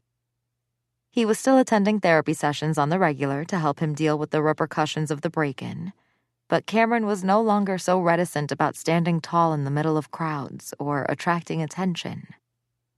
I'd also done my fair share of therapy, and I'd quickly realized that it was something I should have done much, much earlier. Not just to have someone showing me how I'd been bottling up every worry in my head in an attempt at controlling my life, or that the relationship with my father had been an unhealthy one, but to learn the tools to process the chaos in my head and not let it turn into panic. Either way, I was happy. We were happy. I didn't regret cutting ties with the Miami Flames, not even when David seemed to be earning a reputation for making bad choices, and the club might be paying the consequences. There was a piece of my heart that would always belong to the Flames, but I wasn't looking back. The MLS was behind me, and Cameron and I were developing talent. It was the most gratifying thing either of us had ever done. We were based somewhere between Green Oak and Charlotte, and we had kids coming from all over the area, rural and urban. It hadn't been easy to build something from scratch, but we were both as hard-headed as we were driven. With that and the contacts Cameron and I had in the industry, the club had taken off relatively quickly. Now the goal was growing enough to cater to professional leagues. There was a long road ahead, and starting over was terrifying. But my life had never been fuller, richer, or simply better than right now. It was because of this venture and the community that claimed me as theirs. But it was also because of the man I had by my side, providing a kind of safety I hadn't known before him, and making every step of the way a little less scary and a lot less lonely. Because with Cameron, I didn't know loneliness. With him, my sharp edges didn't matter. I was loved and appreciated and cherished, not in spite of them, but because of them. And I couldn't have been happier, luckier, loved him any more. I reminded him every day, every night, every chance I got. Cameron lifted his hands in front of him, pinned me in a challenging look, and made a come-at-me gesture. Cocky, competitive man. I loved that he was mine. I smiled my biggest smile, my Cameron smile, and continued my trajectory, juggling the ball in my feet as I ran. In sneakers, by the way. Cameron widened his stance, his eyes zeroing in on me as I entered the penalty area. Someone from the stands screamed, "Go, little sis, kick his ass!" Josie. My chest warmed. She'd become such an important part of my life. My confidant. The person I didn't know I needed until she all but appeared out of thin air. Dad had tried to make amends with both of us throughout the last few months. And while we were still reluctantly processing everything, especially Josie, we'd found some peace in the knowledge that he was at least trying. Cameron stepped forward, his body locking into a position I knew was all technique and prowess. It said, "Showtime." I narrowed my eyes at him, focusing on my aim as I whirled for the left, his weakest angle. He smirked at that, so I threw my leg back, my own smirk shaping up, and kicked, shooting for the top corner of the net. He jumped, lunging his body into the air with his arms up, just like I'd seen him instruct the kids so many times in the last months. The display was unnecessary, considering the speed the ball carried. But it was beautiful, powerful, hot, extremely so. Because it was him, sure, but because he was not letting me win. Cameron never let me win, and I loved that about him. His palms blocked the ball, and when he landed on the ground with the sphere clutched against his chest, he did so smiling, grinning. He looked up, sending me an impressed glance from the grass, and winked. Oh boy. The crowd, which consisted of the club's kids and their families, cheered from the stands. Tony, who juggled college and a job as assistant coach with us, clapped from the sidelines before jogging in our direction to retrieve the ball and get it signed by everyone in the staff. "Good save, Coach Chamomile," Maria, who had come down from Green Oak with Robbie, hooted. I turned, immediately spotting her. She'd grown since last month, when she'd come over for a girls-only sleepover with me, Josie, Willow, and Pierogi. She waved at me. "I was just being nice," she shouted before turning around and pointing at the back of her shirt. It read Team Ada, and it had a selfie of me and Brandy stamped on it. "I'll always root for the girls' team." Laughter rolled off me, remembering the day of the picture. We'd been saddled with babysitting Brandy for a weekend. If there was one goat Cameron was reluctantly tolerating, it was Brandy. As if summoned by my mind, Cameron's arms snaked around my waist. I immediately relaxed against him, and he nudged the side of my neck with his nose. "That was an excellent shot, love," he said against my skin. "Oh, I know," I admitted. "I've been practicing with Tony, watching tape of some of your old games to learn how you react, just for this." Cameron's head snapped up. He met my gaze, the green in his eyes darkening. "That's incredibly arousing." My stomach fluttered, but I shook my head. "How's that even possible?" "Anything that involves you turns me on," he countered. It wasn't a lie. I knew that. And he wasn't the only one feeling that way.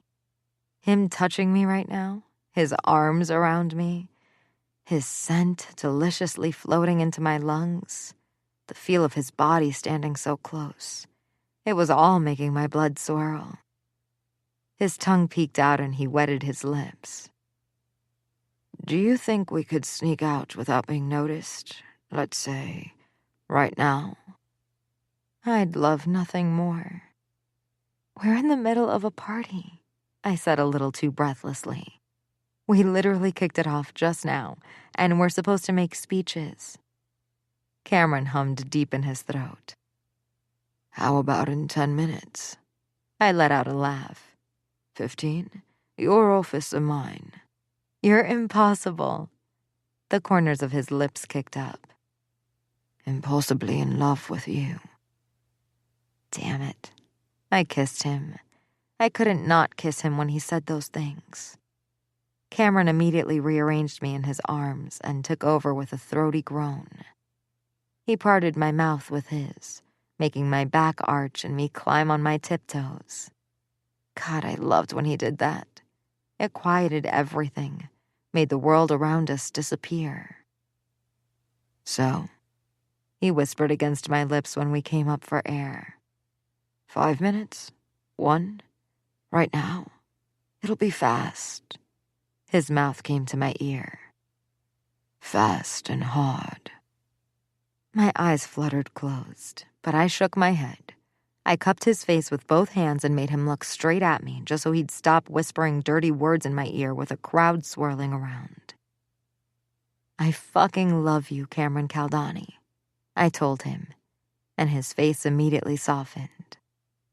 And I'd love nothing more than office sex right now. He perked up. But we're not going anywhere until I either see or hear that speech you've written. Before everybody else does.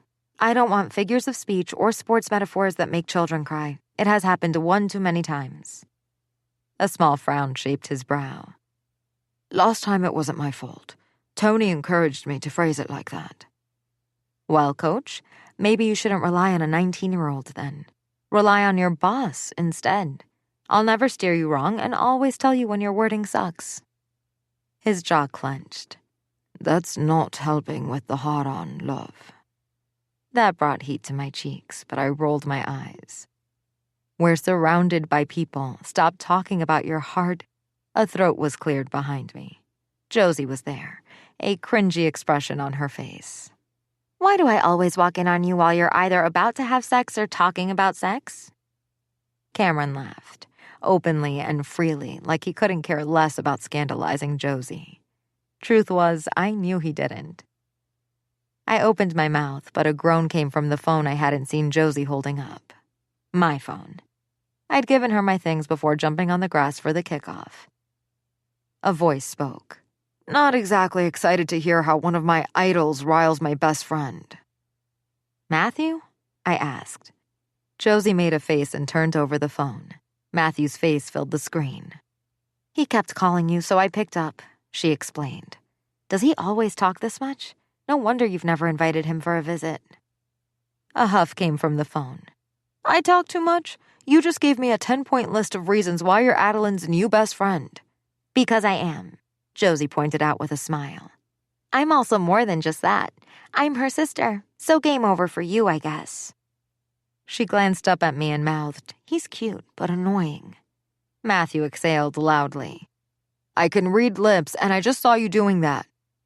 The back camera was on since you switched it around to show me the facilities I hadn't seen in person. Josie shrugged. I thought you wanted to be shown around, considering you were never invited and all. Sure thing, sweetheart, Matthew drawled. You think I'm cute. And annoying, Matthew grinned. Sticking with cute, I have excellent selective hearing. Josie snorted and launched herself into a speech that included a list of celebrities she thought were cuter than him. Matthew listened carefully, as if taking mental notes to refute her. Cameron's hand shifted to my waist. That's a shocking turn of events. I think we should intervene. A pause. Should I do it, or will you? I'll take this one for the team, I said, reaching out and grabbing the phone from a surprisingly reluctant Josie. She flushed, whirled around, and ran away with a quick, see ya. Literally. I filed that for later and refocused on Matthew. Okay, what's up? Why were you calling? Something happened? Matthew trailed off. His expression fell. Is the lodge you own in Green Oak free? I frowned. Yeah, Cameron said, and I could hear the same hint of concern I was feeling in his voice. We're living closer to the club now. Matthew nodded. Then I have a favor to ask.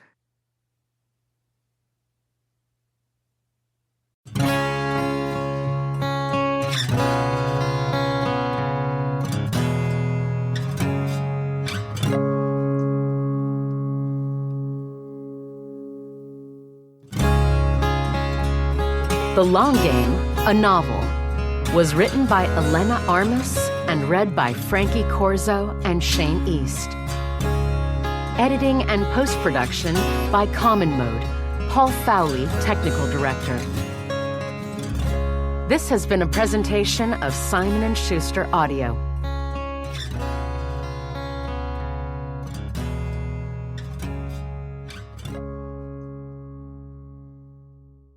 The Long Game is available in print from Atria Books.